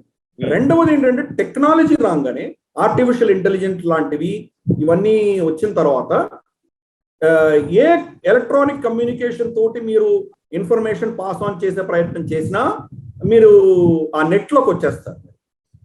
దీనిని బాగా ఎఫెక్టివ్ గా వాడుకొని చైనా యొక్క తొత్తులైనటువంటి పాకిస్తాను ఇటువంటి దేశాల్లో సిఐఏ ఆపరేటివ్స్ ఎవరైతే ఉన్నారో వాళ్లను ఐడెంటిఫై చేసి చంపేయడము లేదా డబుల్ ఏజెంట్స్ గా మార్చడం. అంటే మీ గుట్టంతా రట్టు అయింది, మీరు మేము చెప్పినట్టు వినకపోతే ఏదో మీ ఫ్యామిలీని చంపేస్తామనో లేదా ఇంకేదో చేస్తామనో బెదిరించి వాళ్ళని లొంగ తీస్తున్నారు. వాళ్ళు డబుల్ ఏజెంట్స్ గా పనిచేస్తున్నారు. అమెరికాకు సిఐఏగా పనిచేస్తూ కౌంటర్ ఇంటెలిజెన్స్ గా మళ్ళీ ఆ దేశాలకు వాళ్ళు ఇంటెలిజెన్స్ ఇవ్వడం అనేది చేస్తున్నారు. ఇది ఎస్పెషలీ పాకిస్తాన్, ఆఫ్ఘనిస్తాన్, చైనా ఈ 3 దేశాల్లో సిఐఏ ఆపరేటివ్స్ సిగ్నిఫికెంట్ గా కోల్పోయాము అని చెప్పి వాళ్ళు చెప్పడం జరిగింది. ఇదొక దౌర్భాగ్యమైన పరిణామం అమెరికాకు. అంటే అమెరికన్ పవర్ తగ్గుతోంది అనడంలో ఇది ఒక సిగ్నిఫికెంట్ సైన్. ఇది ఆఫ్ఘనిస్తాన్ లో ఓడిపోయి వెళ్ళడం ఒక సైన్ అయితే, వాళ్ళ సిఐఏ ఆపరేటివ్స్ దొరికిపోవడం కూడా ఇంకో సిగ్నిఫికెంట్ అంశంగా మనం భావించాలి. సార్, అమెరికా తన అగ్రరాజ్యపు హోదాని కోల్పోతుందేమో అతి త్వరలోనే అనే ఒక అంచనాని మీరు అందరికంటే ముందు వేసింది మీరే, నాకు తెలిసి. అంటే ప్రపంచ స్థాయిలో ఉన్న చాలా మంది విశ్లేషకులు ఆ భావనను వ్యక్తం చేస్తున్నారు. బట్ వేరే తెలుగునాట ఒక విశ్లేషకుడిగా మీరు ఆ అంచనాను వ్యక్తం చేసిన వ్యక్తి. చాలా స్పీడ్ గా అమెరికా కొలాప్స్ అయిపోతుందేమో అనే ఒక అభిప్రాయాన్ని. ఇప్పుడు ఇట్లాంటి పరిణామాలు చూస్తుంటే ఎస్టాబ్లిష్మెంట్ లోనే సమస్యలు ఉంటే, అవే లీకేజెస్ ఉంటే ఖచ్చితంగా అది సాధ్యం అవుతుందేమో. రైట్. మరొకటి, American US deputy secretary of state Wendy Sherman Bharat లో పర్యటించిన వార్త కూడా మనం ఈ వారంలో చూసాము. ఈ నేపథ్యంలో అంటే ఆమె ఎందుకు పర్యటించింది అనే ఒక అంశానికి సంబంధించిన వివరాలు మీరు తెలియజేయండి. దాంతో పాటు ఆమె ఇచ్చిన స్టేట్మెంట్ నేను చదువుతున్నాను. ఆమె ఇచ్చిన స్టేట్మెంట్ చాలా ఇంట్రెస్టింగ్ గా ఉంది. No interest in returning to days of a hyphenated India in Pakistan, US deputy secretary of state says అని ఒక వార్తా కథనం. హైఫనేట్ చేయడం ఇండియా అండ్ పాకిస్తాన్ మధ్య, అంటే రెండిటిని ఒకేలాగా చూసే ఒక దృక్పథం నుంచి యుఎస్ బయటకు వచ్చినట్టుగా ఆమె స్టేట్మెంట్ కనబడుతోంది. ఇది ఎట్లాంటి పరిణామం? మనకు క్వాడ్ ఇచ్చారు కదా, అమెరికాను, జపాన్, ఆస్ట్రేలియా, భారతదేశం క్వాడ్ ఉంది కాబట్టి పాకిస్తాన్ ఎక్కడ బాధపడుతుందని పాకిస్తాన్ కూడా ఒక క్వాడ్ ఇచ్చారు. ఉజ్బెకిస్తాన్, ఆఫ్ఘనిస్తాన్, పాకిస్తాన్, అమెరికా ఒక క్వాడ్ పెట్టుకున్నారు. మనకు వాళ్ళు ఏదైనా ఎక్విప్మెంట్ ఇస్తే వాళ్ళకి F-16s ఇస్తారు. మనకి ఇంకేదైనా కనుక వాళ్ళు సాయం చేస్తే వాళ్ళకు సాయం చేస్తారు. ఇలాగ మనకు ప్రతి దాంట్లోనూ ఒక బ్యాలెన్సింగ్ అన్నది వాళ్ళు చేసుకుంటూ వెళ్ళారు. దాన్ని హైఫనేషన్ అని పిలిచేవాళ్ళు. క్రమేపీ మనం దాన్ని అబ్జెక్ట్ చేస్తూ వచ్చాం. పాకిస్తాన్ తోటి మమ్మల్ని పోల్చకండి, మీరు పాకిస్తాన్ తో పోలిస్తే మేము మీతోటి సంబంధాలు మేము వేరేలా చూస్తాము అని చెప్పి వాళ్ళకు అమెరికానే కాదు చాలా దేశాలు మనం చెప్పడం మొదలెట్టాం. In fact Saudi Arabia crown prince Mohammed bin Salman పాకిస్తాన్కి వెళ్ళినప్పుడు పాకిస్తాన్ నుంచి భారతదేశానికి గంట ప్రయాణం, 2 గంటల ప్రయాణం అక్కడి నుంచి ఢిల్లీకి రావడానికి మనం ఒప్పుకోలేదు. దానికి ఏం చేశాడంటే ఆయన ఇస్లామాబాద్ నుంచి మళ్ళీ రియాద్కి వెళ్ళాడు. రియాద్కి వెళ్ళి 2 గంటల తర్వాత మళ్ళీ భారతదేశానికి వచ్చాడు. అంటే జస్ట్ మనం ఆ హైఫనేషన్ తీయడానికి కోసం మనం ఆయన మీద పెట్టిన ప్రెషర్ అనమాట. అక్కడి దాకా వెళ్ళి ఆయన తిరిగి వచ్చాడు. అది మనం అమెరికా మీద కూడా ఒత్తిడి తీసుకొచ్చాము. ఇప్పుడు వచ్చినటువంటి వెండీ షెర్మన్ ఏదైతే ఆవిడ ఉన్నారో డెప్యూటీ సెక్రటరీ, ఆవిడ భారతదేశానికి వచ్చి భారతదేశం నుంచి ఇక్కడి నుంచి డైరెక్ట్ గా ఆవిడ ఇస్లామాబాద్కి వెళ్ళింది. ఈ డైరెక్ట్ కాంటాక్ట్ వెళ్ళడం వల్ల మనం మళ్ళీ అబ్జెక్ట్ చేస్తామన్న దృష్ట్యా ఆవిడ స్పెసిఫిక్ గా చెప్పింది అనమాట, డీహైఫనేషన్ చేస్తున్నాము, హైఫనేటెడ్ రోజులకి మళ్ళీ మేము వెళ్ళాము వెనక్కు, పాకిస్తాన్ని భారతదేశాన్ని ఒకటే తాటి మీద మేము చూడబోము అని స్పష్టంగా చెప్పింది. ఆ ఇంటర్వ్యూర్ వచ్చి ఆవిడని అడిగాడు ఆయన, మరి బ్రాడ్ బేస్డ్ డిస్కషన్స్ ఉండబోతున్నాయా మీరు పాకిస్తాన్లో అని అడిగారు. దాని నేపథ్యం ఏంటంటే షా మొహమ్మద్ ఖురేషి అమెరికాతో మేము చాలా బ్రాడ్ బేస్డ్ డిస్కషన్స్ చేయబోతున్నాము అని వాళ్ళు ఏదో చెప్పారు, స్టేట్మెంట్ ఇచ్చాడు. బ్రాడ్ బేస్డ్ డిస్కషన్స్ ఉండబోవు అని ఆమె స్పష్టంగా చెప్పింది. నారో అండ్ స్పెసిఫిక్ అజెండా మాత్రమే ఉంటుంది, అది ఆఫ్ఘనిస్తాన్ సంబంధించి మాత్రమే మేము చర్చించబోతున్నాము. పాకిస్తాన్ తోటి బ్రాడ్ బేస్డ్ రిలేషన్షిప్ మాకు ఉండదు అని ఆమె స్పష్టంగా చెప్పింది. బ్రాడ్ బేస్డ్ అంటే ఇంకా చాలా అంశాలు, వాణిజ్యం కావచ్చు, ఇంకేదైనా సెక్యూరిటీ ఆపరేటర్స్ కావచ్చు, ఇటువంటివి చాలా విషయాలకు సంబంధించినటువంటి చర్చలు మేము చేయము అని స్పష్టంగా ఆవిడ చెప్పడం జరిగింది.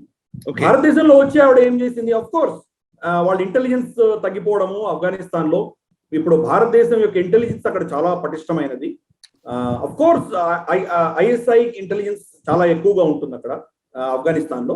ఐఎస్ఐ తీసేసిన తర్వాత కేజీబీ తర్వాత రా, వీళ్ళిద్దరి ఇంటెలిజెన్స్ చాలా పటిష్టమైంది అక్కడ ఆఫ్ఘనిస్తాన్ లో. కాబట్టి భారతదేశం యొక్క ఇంటెలిజెన్స్ మీద అమెరికా ఆధారపడవలసిన పరిస్థితి.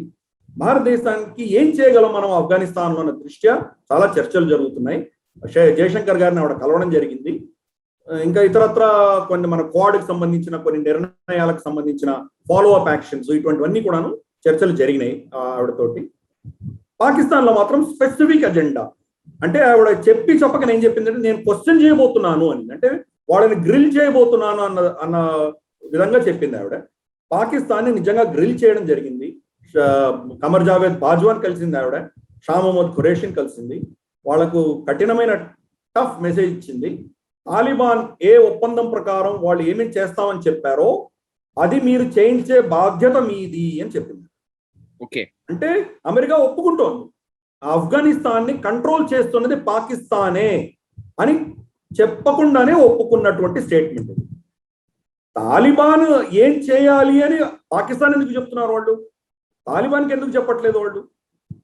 అంటే తాలిబాన్ తోటి అగ్రిమెంట్ లో ఉన్న విషయాలు చేయించే బాధ్యత మీది అని పాకిస్తాన్ చెప్పొచ్చింది. ఓకే, సో అమెరికా యొక్క రిలేషన్షిప్ పాకిస్తాన్ తోటి ఎంతవరకు దిగజారిందో చూడాలి. ఇప్పటికీ ఇమ్రాన్ ఖాన్ 2-3 సార్లు ఆయన చెప్పడం జరిగింది, నాకు ఇంతవరకు ఫోన్ కాల్ రాలేదు జో బైడెన్ నుంచి, ఇంతవరకు ఫోన్ కాల్ రాలేదు అని ఆయన వాపోతున్నాడు. ఇంకో విషయం ఏంటంటే షీ జిన్పింగ్ కూడా ఫోన్ చేయలేదు ఇమ్రాన్ ఖాన్కి ఇంతవరకు. దాని గురించి వాళ్ళు మాట్లాడట్లేదు. ఇమ్రాన్ ఖాన్ ఈస్ అబ్సల్యూట్లీ ఎందుకు ఎవరికి స్ట్రాటజీగా పనికి రాడు అని అన్ని దేశాలు నిర్ణయించుకున్నాయి. మాట్లాడితే చేస్తే కమర్ జావేద్ బాజ్వాతో ఎవరైనా మాట్లాడుకుంటారేమో, కానీ ఈవిడ ఇంకా సిగ్నిఫికెంట్ గా వెండీ షెర్మన్ ఇమ్రాన్ ఖాన్ కలవలేదు, వాళ్ళిద్దరిని కలిసి వెళ్ళిపోయింది. అంటే ఇమ్రాన్ ఖాన్ ఎంత ఇన్సిగ్నిఫికెంట్ అయిపోయాడో పాకిస్తాన్ లో అర్థం చేసుకోవాలి. అది ఇప్పుడు జరుగుతున్నటువంటి సిచ్యువేషన్ పాకిస్తాన్ లో. రైట్. అండ్ పాకిస్తాన్ లో మరొక ఇంట్రెస్టింగ్ డెవలప్మెంట్ కనబడుతుంది. ఐఎస్ఐ చీఫ్ ఫైజ్ హమీద్ ని పెషావర్ కోర్ కమాండర్ గా ఆయనని బదిలీ చేశారు. అండ్ ఐఎస్ఐ చీఫ్ గా మరొకరిని ఇక్కడికి తీసుకురావడం జరిగింది. సో ఐఎస్ఐ చీఫ్ గా ఉన్న ఫైజ్ హమీద్ బాజ్వా అనుమతి లేకుండా గతంలో కాబూల్ కు వెళ్ళడం అనేదే ఈ రోజు ఈ నిర్ణయానికి ఒక పురిగొల్పిన అంశంగా మనం చూడాలా. మీరు గతంలో కూడా మీరు అన్నారు ఈయన పైన చాలా ఆరోపణలు ఉన్నాయి ఐఎస్ఐ చీఫ్ పైన అని చెప్పేసి మీరు చాలా సందర్భాల్లో మీరు చెప్తూ వస్తున్నారు. సో ఎట్టకేలక జరిగినట్టుగా మనం భావించాలా. అఫ్ కోర్స్ మరి కోర్ కమాండర్ గా పెషావర్ కోర్ కమాండర్ గా నియమించడం అనేది అది పదోన్నత పదవి నుంచి అంటే ఉన్న బాధ్యత నుంచి తప్పించడమా? దాని అంటే హైరార్కీ వైజ్ వేరే వేరే కనబడుతున్నాయి కదా, మీరేం చెప్తారు? అది ఎలా చూసినా అలా కరెక్టే. పదవి ఉన్నతి వచ్చింది అనుకోవచ్చు, పదవి చుదుడు అయ్యాడని కూడా చెప్పుకోవచ్చు, రెండు కూడా చెప్పచ్చు. ఇది కత్తికి 2 సైడ్లు పొదను ఉంటుంది. కోర్ కమాండర్ కాకపోతే నెక్స్ట్ కమర్ జావేద్ బాజ్వా రిటైర్ అయిన తర్వాత ఆర్మీ చీఫ్ అయ్యేటువంటి అవకాశాలు లేవు. కాబట్టి కోర్ కమాండర్ అవ్వక తప్పదు. కోర్ కమాండర్ అయ్యాడు కాబట్టి ఇప్పుడు అతనికి అటువంటి అవకాశం వచ్చింది.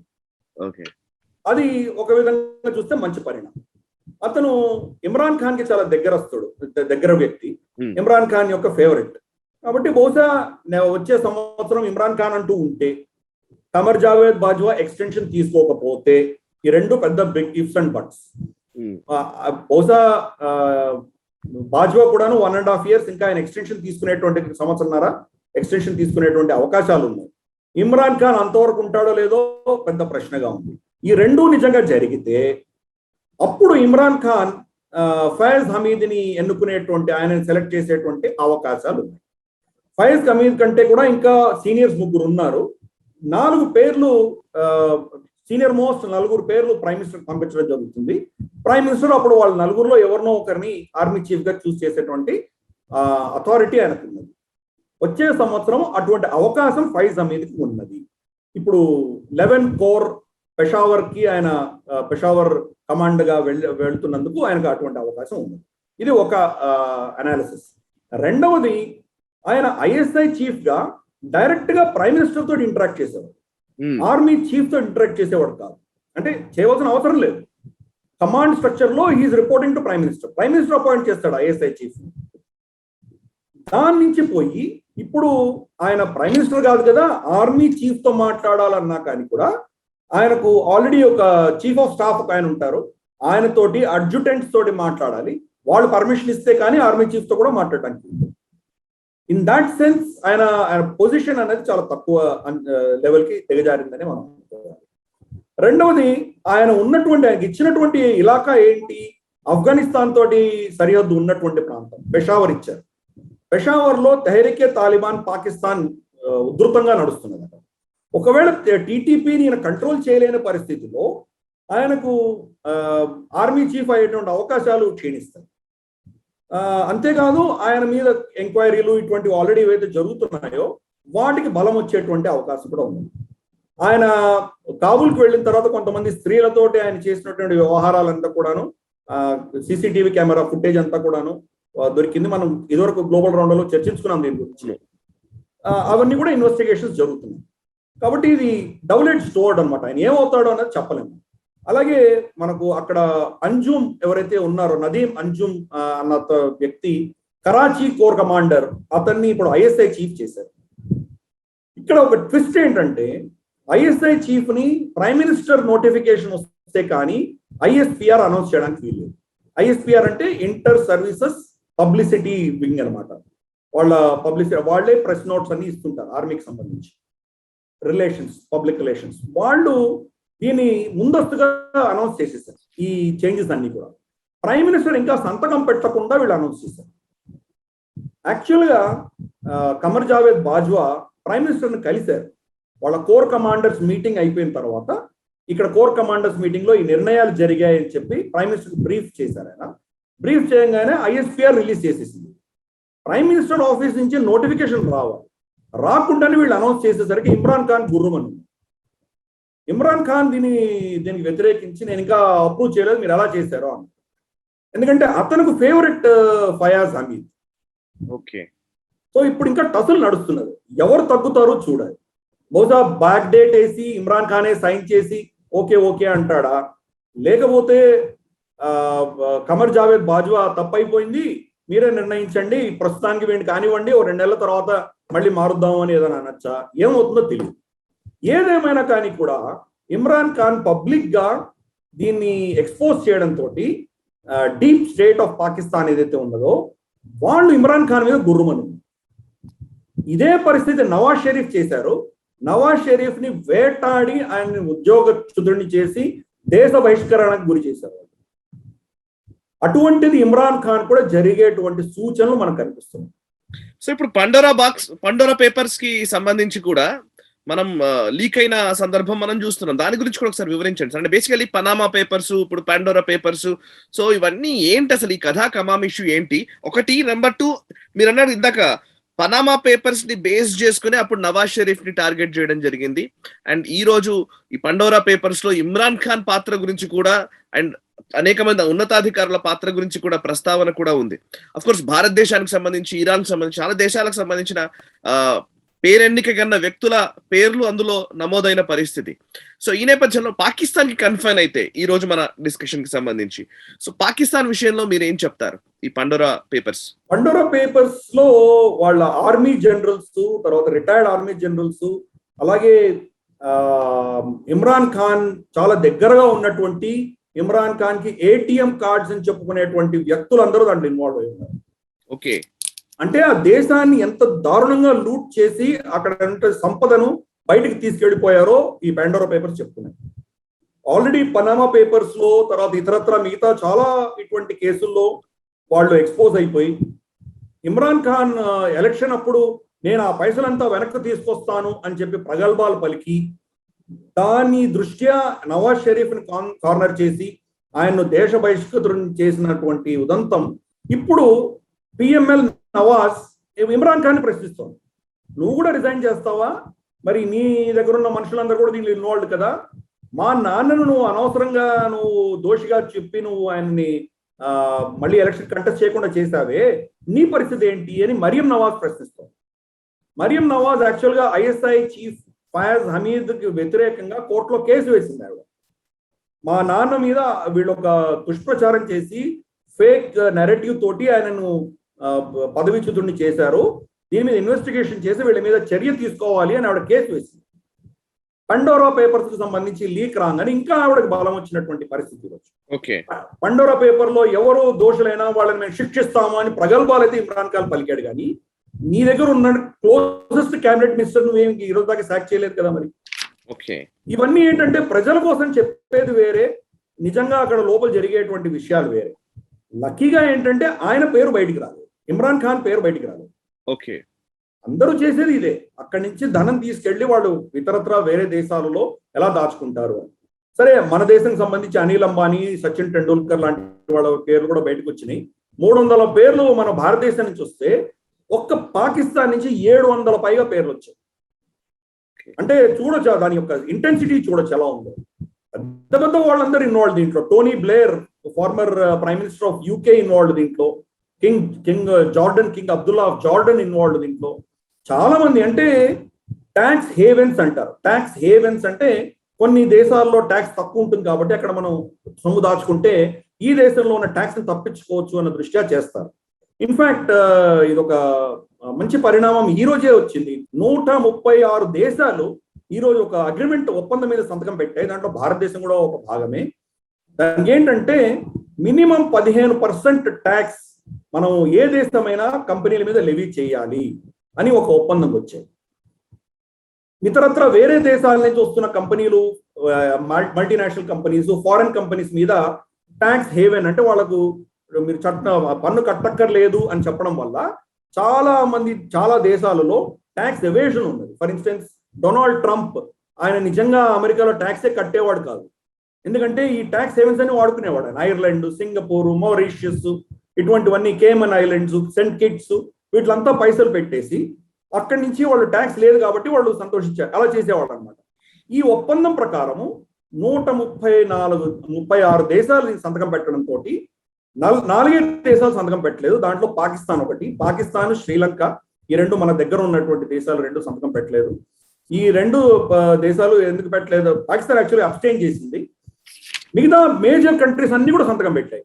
సో ఈ పాండోరా బాక్స్ లాంటివి మునుముందు జరగకుండా ఉండడానికి మీరు ఏ దేశంలో పైసలు తీసుకువెళ్ళినా కానీ కూడా అక్కడ కూడా మీకు ట్యాక్స్ పడుతుంది. కాబట్టి దీన్ని అవాయిడ్ చేసే దిశగా ప్రపంచం కూడా పావులు కలుపుతోంది.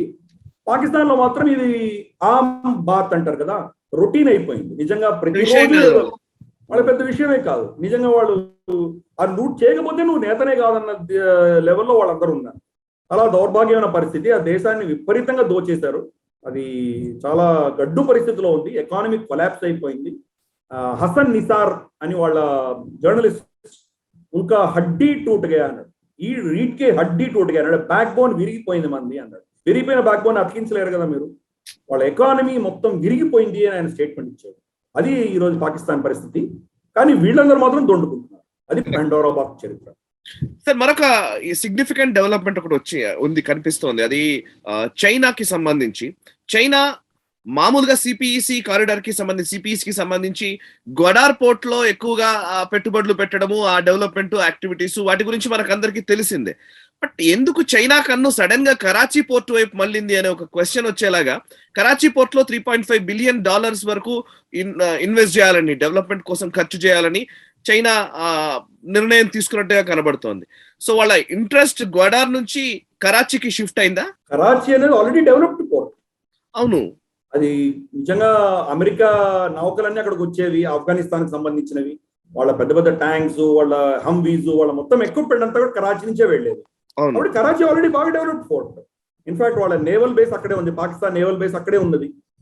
సరే, 71లో మనం దాన్ని ధ్వంసం చేసాము. ఐఎన్ఎస్ విక్రాంత్ వెళ్ళి మొత్తం బొంబార్డ్మెంట్ చేసి దాన్ని మొత్తం ధ్వంసం చేసాము. తర్వాత మళ్ళీ వాళ్ళు నిర్మించుకున్నారు వాళ్ళు. దాన్ని మీరు రీడెవలప్ చేయడం ఏంటి నాకు అర్థం కాదు. మీరు 4 చెట్లు పెడతారో, 4 బ్రిడ్జ్లు వేస్తారు తప్ప ఏం చేయగలరు మీరు అక్కడ? ఆల్రెడీ డెవలప్డ్ పోర్ట్ కదా అది. మనోరా ఐలాండ్ అని ఒకటి ఉన్నది అక్కడ కరాచీ పోర్ట్ లో. మనోరా ఐలాండ్ లో వాళ్ళ పాకిస్తాన్ నేవీ హెడ్ క్వార్టర్స్ ఉంటుంది. మనోరా అంటే మనోహర ఐలాండ్. శ్రీకృష్ణ పరమాత్ముడు అక్కడికి హాలిడేస్ కి వెళ్ళేవాడు. ఆయన ద్వారక నుంచి కొన్ని రోజులు ప్రవాస పట్టణానికి, కొన్ని రోజులు మనోహర ఐలాండ్ కి వెళ్ళేవాడు ఆయన.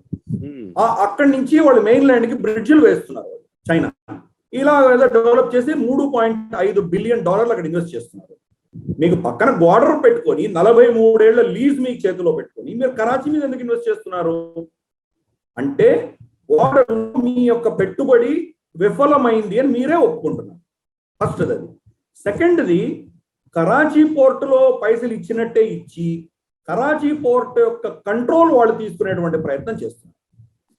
బలూచిస్తాన్ లో బలూచి రెబెల్స్, బలూచిస్తాన్ లిబరేషన్ ఆర్మీను, వీళ్ళందరూ చైనీస్ ఇంట్రెస్ట్ ని అటాక్ చేస్తుండడం వల్ల మీరు పోర్ట్ దాటి బయటికి వెళ్ళేటువంటి పరిస్థితి లేదు చైనీస్. గత వారంలో మనం చూసాం. మనం అక్కడ మహమ్మద్ అలీ జిన్నా విగ్రహాన్ని బ్లాస్ట్ చేశారు వాళ్ళు. కంటిన్యూస్ గా వాళ్ళ మీద అటాక్స్ జరుగుతున్నాయి. అక్కడి నుంచి మీరు సామాన్ తీసుకొని మీరు కష్గర్ దాకా ఏం వెళ్ళగలరు? దారిలో మీకు ఇటువంటి దెబ్బలు తగులుతున్నాయి. వేరే సింధ్ లో మీకు అటువంటి రెసిస్టెన్స్ లేదు. సింధ్ లో అంత మిలిటెంట్ అటాక్స్ జరగట్లేదు. కాబట్టి కరాచీ పోర్ట్ కి షిఫ్ట్ అయింది వాళ్ళ ఇంట్రెస్ట్. అంటే గ్వాడర్ పోర్ట్ ని మోర్ ఆర్ లెస్ వదిలేసుకున్నట్లే మనం అర్థం చేసుకోవాలి. అంటే మీ సిపిఈసి ఫెయిల్ అయింది అని చైనా చెప్పకనే ఒప్పుకుంది. కరెక్ట్. ప్లస్ కరాచీ పోర్ట్ ని వాళ్ళు టేక్ ఓవర్ చేశారంటే ఇంకొక పెద్ద పరిస్థితి ఏం రాబోతుందంటే, చైనీస్ ట్రాలర్స్, కొన్ని వేల ట్రాలర్స్ వచ్చి అక్కడ చేపలు పట్టుకోవడం మొదలు పెడతారు. అక్కడ పాకిస్తాన్ మత్స్యకారులు ఎవరైతే ఉన్నారో వాళ్ళందరి పరిస్థితి కూడా దుర్భరం కాబోతుంది. చైనాకు హస్తగతం చేయబోతుంది. మాకేంటి, ఇందాక మీరు చెప్పారు. కరెక్ట్. ఆ పైసలన్నీ తీసుకొని ఇమ్రాన్ ఖాన్ లాంటి వాళ్ళు దేశం వదిలి వెళ్ళిపోతారు. అమర్ జావేద్ బాజో రిటైర్ అవగానే ఆ దేశంలో ఉండడు. ఒక్క రిటైర్డ్ ఆర్మీ చీఫ్ కూడా ఇప్పుడు పాకిస్తాన్ లో లేడు, వెళ్ళిపోయారు అందరూ.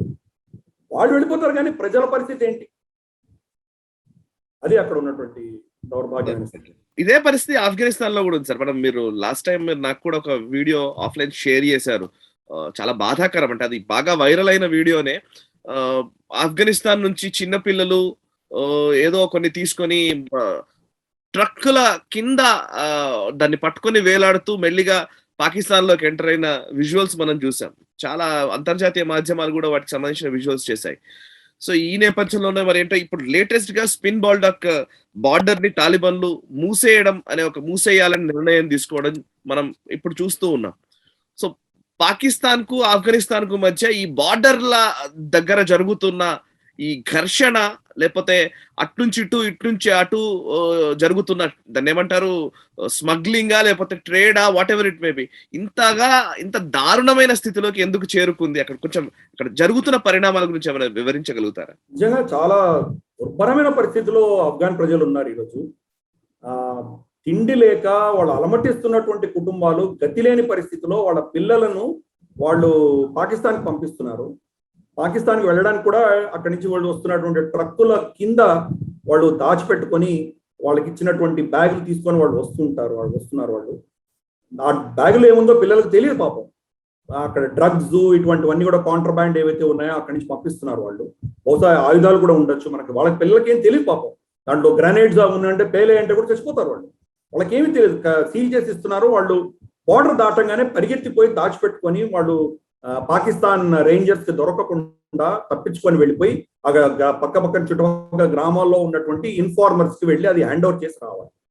ఈ దారిలో పిల్లల్ని వాళ్ళు ఎక్స్ప్లాయిట్ చేయడము, వాళ్ళతోటి యౌన శోషణ చేయడం లాంటివి, వాళ్ళని కూలీలుగా పెట్టుకొని వాళ్ళని చిత్రహింసలు చేయడం లాంటివి చాలా కేసెస్ వస్తున్నాయి మనకు.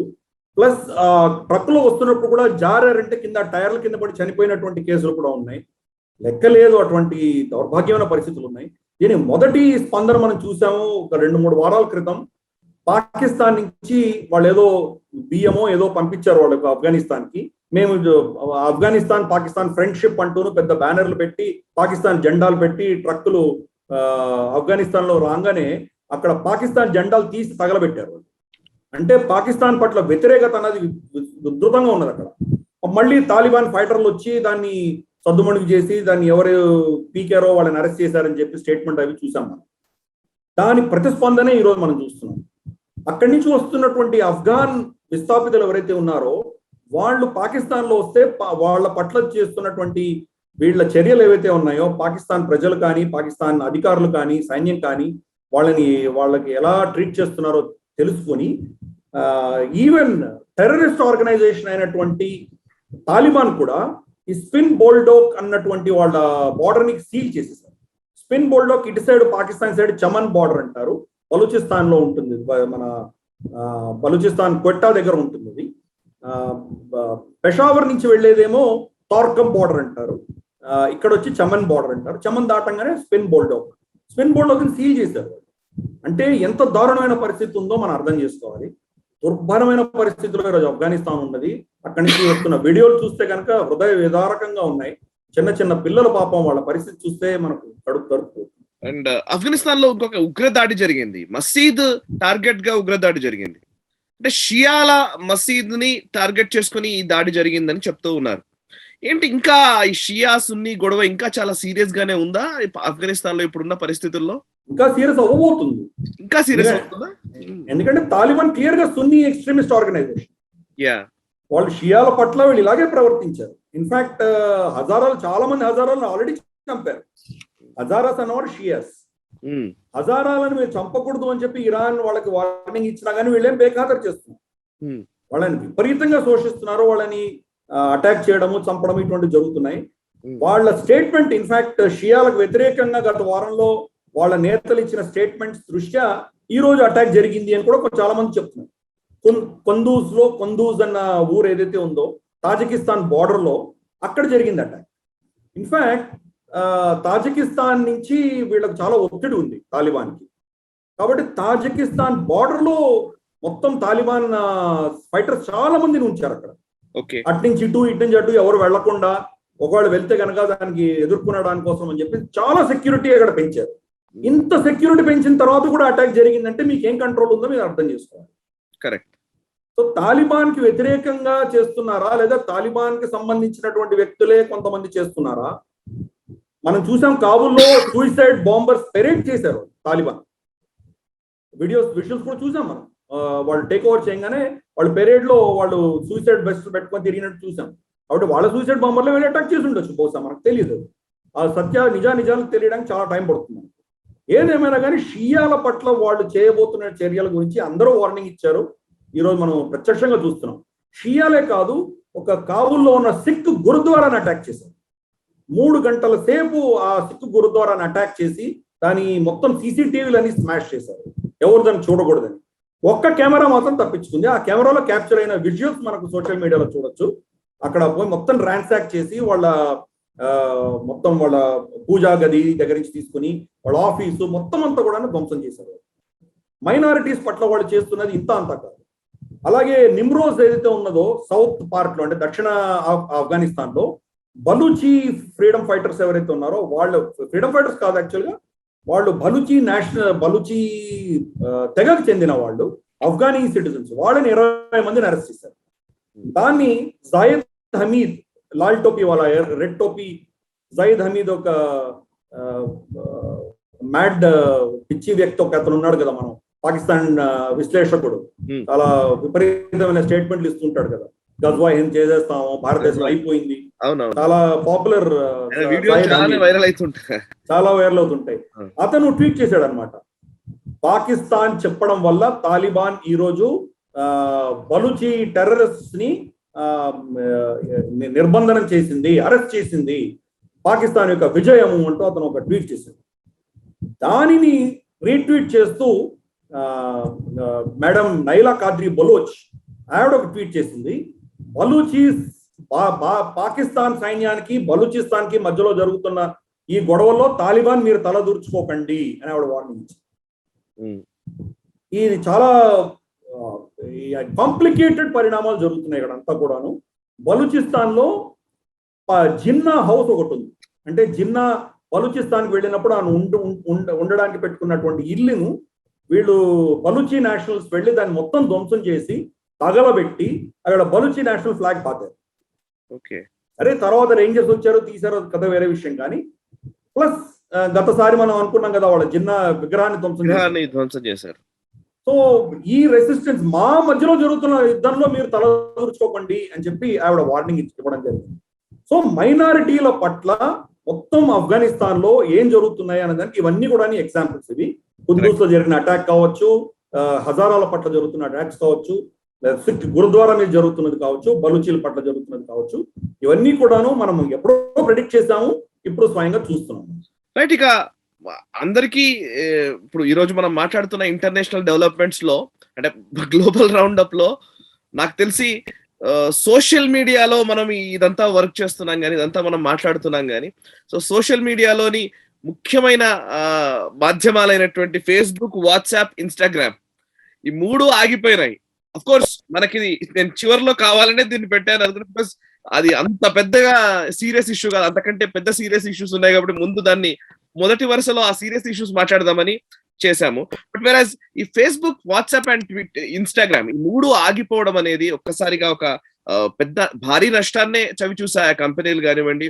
సో ఓవరాల్ గా బిజినెస్ ఎంటిటీస్ కూడా వీటి మీద డిపెండ్ అయిన వాళ్ళు చాలా మంది ఉన్నారు, వాళ్ళు కూడా నష్టాన్ని చవి చూశారు.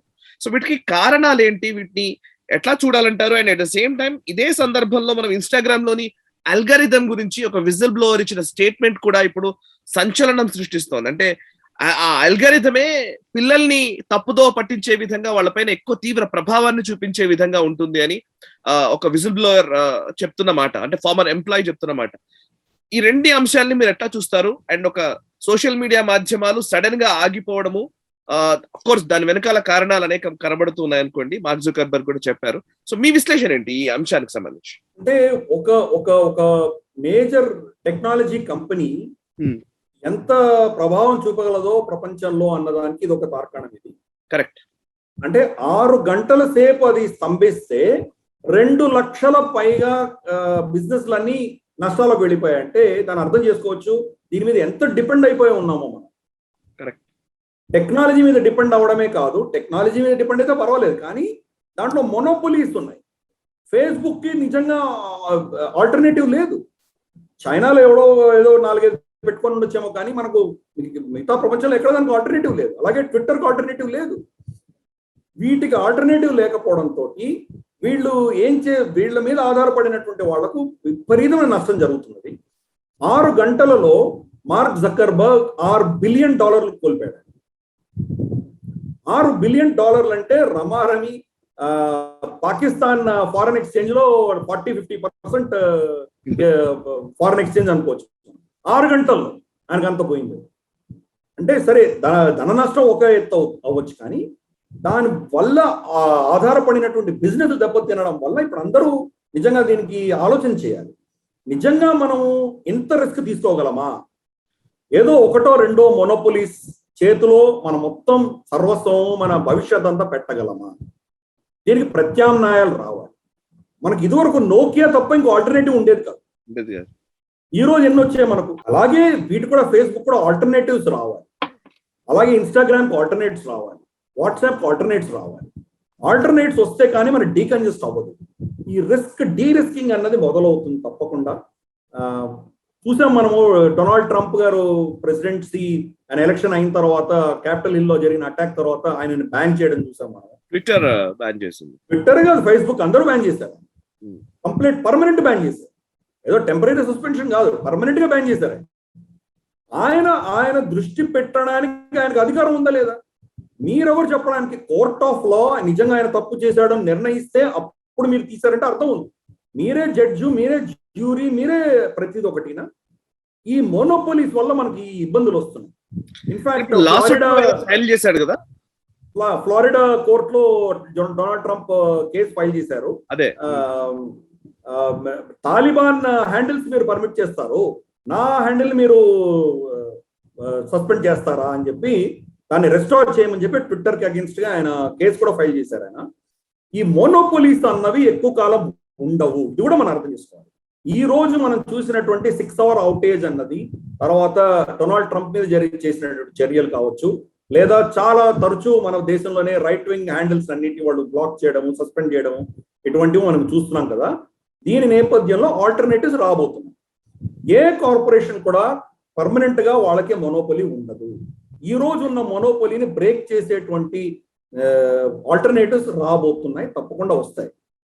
ఈ యొక్క 6 hour అవుటేజ్ అన్నది దానికి నాందిగా నేను భావిస్తాను. Wonderful sir. చివరిగా లాస్ట్ అంశము, జపాన్ నూతన ప్రధానిగా ఫుమియో కిషిడా ఆయన బాధ్యతలు స్వీకరించారు. సో జపాన్ ఆయన టెన్యూర్ కూడా ఎక్కువ రోజులు లేదంటున్నారు.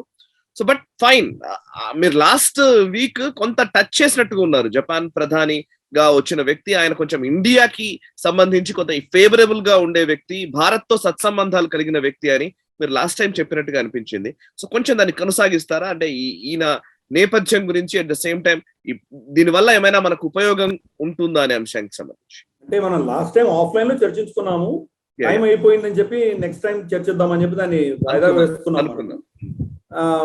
ఆయన ఫుమియో కిషిడా వచ్చేసి వాళ్ళ ఫారెన్ మినిస్టర్ గా ఉన్నాడు. ఆయన ఫారెన్ మినిస్టర్ గా భారతదేశానికి కూడా ఆయన పర్యటించడం జరిగింది. అది భారతదేశానికి ఆయనకు మధ్యలో ఉన్నటువంటి సంబంధాలు చాలా పటిష్టమైన సంబంధాలు. చైనా హాక్ అంటే చైనా వ్యతిరేకి అని పేరు తెచ్చుకున్నాడు. ఆయన క్యాంపెయినింగ్ లో కూడా చైనాకు వ్యతిరేకంగా చాలా స్పష్టమైన వైఖరి ఆయన చెప్పడం జరిగింది.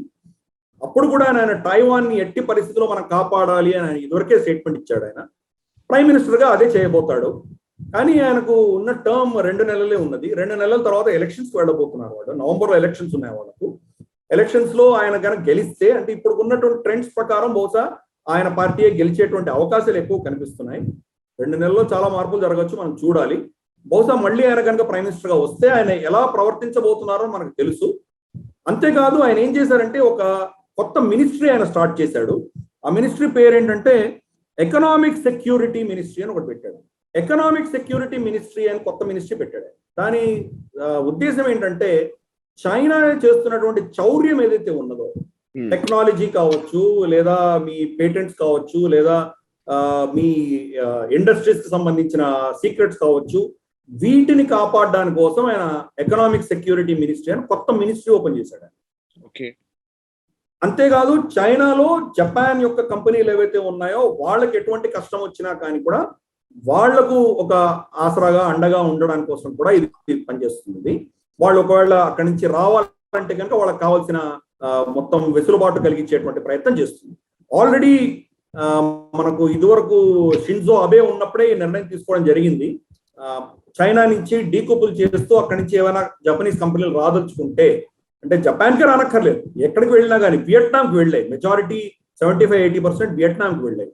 ఆ వెళ్ళడానికి ట్రాన్సిషన్ కి వాళ్ళకు అయ్యేటువంటి ఖర్చులు, నష్టం ఏదైతే ఉందో దాన్ని కొంత జపనీస్ గవర్నమెంట్ సబ్సిడైజ్ చేసింది. అంతేకాదు ఇతరత్ర చైనీస్ స్టూడెంట్స్ వచ్చి ఇక్కడ జపాన్ యూనివర్సిటీలో నేర్చుకోవడము, లేదా చైనీస్ సిటిజన్స్ వచ్చి ఇక్కడ పనిచేయడము, ఇక్కడి నుంచి చౌర్యం చేసి వీళ్ళ టెక్నాలజీ తీసుకెళ్లడము, ఇటువంటివి ఏమైనా చేసే పరిస్థితి ఉంది. కాబట్టి అటువంటి నివారించడానికి కోసం అని చెప్పి ఈ మినిస్ట్రీ పెట్టాడు. నిజంగా ఫెంటాస్టిక్ మూవ్ ఇది. భారతదేశం కూడా ఇటువంటి ఆలోచన చేయాలి. నేషనల్ సెక్యూరిటీ మినిస్ట్రీ అని ఉండాలి, హోమ్ మినిస్ట్రీ కంటే కూడా. ఎప్పుడో హోమ్ మినిస్ట్రీ అని మనం పెట్టుకున్నాం, బ్రిటిష్ వాళ్ళు పెట్టుకుంది, అదే కంటిన్యూ చేస్తున్నాం. కానీ మనం నేషనల్ సెక్యూరిటీ మినిస్ట్రీ అని పెట్టాలి ఇప్పుడు. ఎందుకంటే నేషనల్ సెక్యూరిటీ అనేది పోలీసింగే కాదు, టెక్నాలజీ పరంగా చాలా ఇంప్రూవ్ అయింది. సోషల్ మీడియా కావచ్చు, లేదా మనకు సైబర్ ఎస్పియోనాజ్ కావచ్చు, శాటిలైట్ టెక్నాలజీ కావచ్చు, లేదా ఇంటర్నల్ నారేటివ్స్ కావచ్చు, ఇతరత్ర చాలా సాఫ్ట్ టార్గెట్స్ లో లీగల్ గా కావచ్చు, ఎన్నో విధాలుగా మనల్ని క్షీణించేటువంటి శక్తులు ఉన్నాయి. కాబట్టి వాటిని ఎదుర్కొనే దిశగా ఉండాలి. కాబట్టి మన మినిస్ట్రీని కూడా మనం హోమ్ మినిస్ట్రీ నుంచి తీసేసి ఇంటర్నల్ సెక్యూరిటీ మినిస్ట్రీ అని పెట్టాలి. దానికి ఫుమియో కిషిడా చేసినటువంటి ఈ మూవ్ ని మనం ఫాలో అయితే చాలా బాగుంది. Right sir, thank you very much మామిడి గిరిధర్ గారు. Thanks a lot. చాలా సేపు ఓపికగా చాలా విషయాలు మాతో వివరించారు. అండ్ ప్రేక్షకులు కూడా మీ వివరణాత్మకమైన విశ్లేషణని పదే పదే అభినందిస్తూ ఉన్నారు. అండ్ వాళ్ళందరికీ కూడా ఒకసారి నిజంగా నేను కూడా నేషనలిస్ట్ హబ్ తరపున కృతజ్ఞతలు తెలుపుతున్నాను, ప్రేక్షకుల తరపున మీకు కృతజ్ఞతలు తెలుపుతున్నాను. బికాస్ మన ప్రోగ్రామ్ ని వీక్షించే అందరికి కూడాను మనకు హృదయపూర్వకంగా ధన్యవాదాలు. ఇది 10 మందికి కనుక మీరు చేర్చగలిగితే మన ప్రపంచంలో జరుగుతున్నవి మన తెలుగు ప్రేక్షకులు తెలుసుకోలేకుండా ఉన్నాము అన్నటువంటి స్థాయి యొక్క ఆకాంక్ష మీరందరూ కూడాను దాన్ని ముందుకు తీసుకెళ్లిన వాళ్ళు అవుతారు. మా ఈ చిన్ని ప్రయత్నాన్ని మీరందరూ కూడా సపోర్ట్ చేస్తారని భావిస్తున్నాను. హ్యాట్స్ ఆఫ్ సాయి, నువ్వు ఇటువంటి కాన్సెప్ట్ తీసుకొచ్చినందుకు wonderful. Thank you very much sir. Thank you very much sir. Definitely నిజంగా మీరు అన్నట్టుగా ప్రపంచంలో ఏం జరుగుతుంది అనే అంశము ఏదో వార్తకు పరిమితం కాకూడదు. అక్కడ జరుగుతున్న పరిణామాల మీద మనకు కొంత అవగాహన ఉండడం వల్ల భారత ప్రభుత్వం తీసుకునే నిర్ణయాల విషయంలో కావచ్చు, మనం ఎలా ఒక రెస్పాన్సిబుల్ సిటిజన్ గా ఎలా బిహేవ్ చేయాలనే అంశానికి సంబంధించి ఒక జాతీయవాద దృక్పథం రావడానికి వీలుంటుందనే ఉద్దేశంతో ఈ కార్యక్రమాన్ని నిర్వహిస్తూ ఉన్నాము. గ్లోబల్ రౌండప్ 20వ ఎపిసోడ్ ఇది. సో 20 వారాలుగా ఈ ప్రోగ్రామ్ ని ఆదరిస్తున్న ప్రేక్షకులందరికీ కూడా ధన్యవాదాలు. అండ్ దీన్ని ఇలాగే కంటిన్యూ చేయండి. అండ్ చిన్న చిన్న వీడియోల రూపంలో కూడా ఇందులోని అంశాలని మేము మీకు అప్లోడ్ చేసే ప్రయత్నం చేస్తున్నాము. వాటిని కూడా మీకు నచ్చిన అంశాలకు సంబంధించిన వివరాలు ఏమైనా ఉంటే కూడా నేషనలిస్ట్ హబ్ లో ఫాలో అవ్వండి. ఫాలో అవ్వాలి అని అంటే ఖచ్చితంగా సబ్స్క్రైబ్ చేసుకోవాలి. సబ్స్క్రైబ్ చేసుకుని అండ్ బెల్ ఐకాన్ కొడితే కనుక ఖచ్చితంగా మీకు నోటిఫికేషన్స్ కూడా వస్తూ ఉంటాయి. సో నేషనలిస్ట్ హబ్ చేస్తున్న ఈ ప్రయత్నం చిన్నదే కానీ అర్థవంతమైందన్న అభిప్రాయం మాకైతే ఉంది. సో అర్థవంతమైంది, అవసరమైంది అని మీకు అనిపిస్తే ప్లీజ్ దీన్ని ఎక్కువ మందికి షేర్ చేసే ప్రయత్నం చేయండి. Thank you very much. మనసా వాచా కర్మణ, దేశ హితం కోసం మీ నేషనలిస్ట్ హబ్. నమస్తే.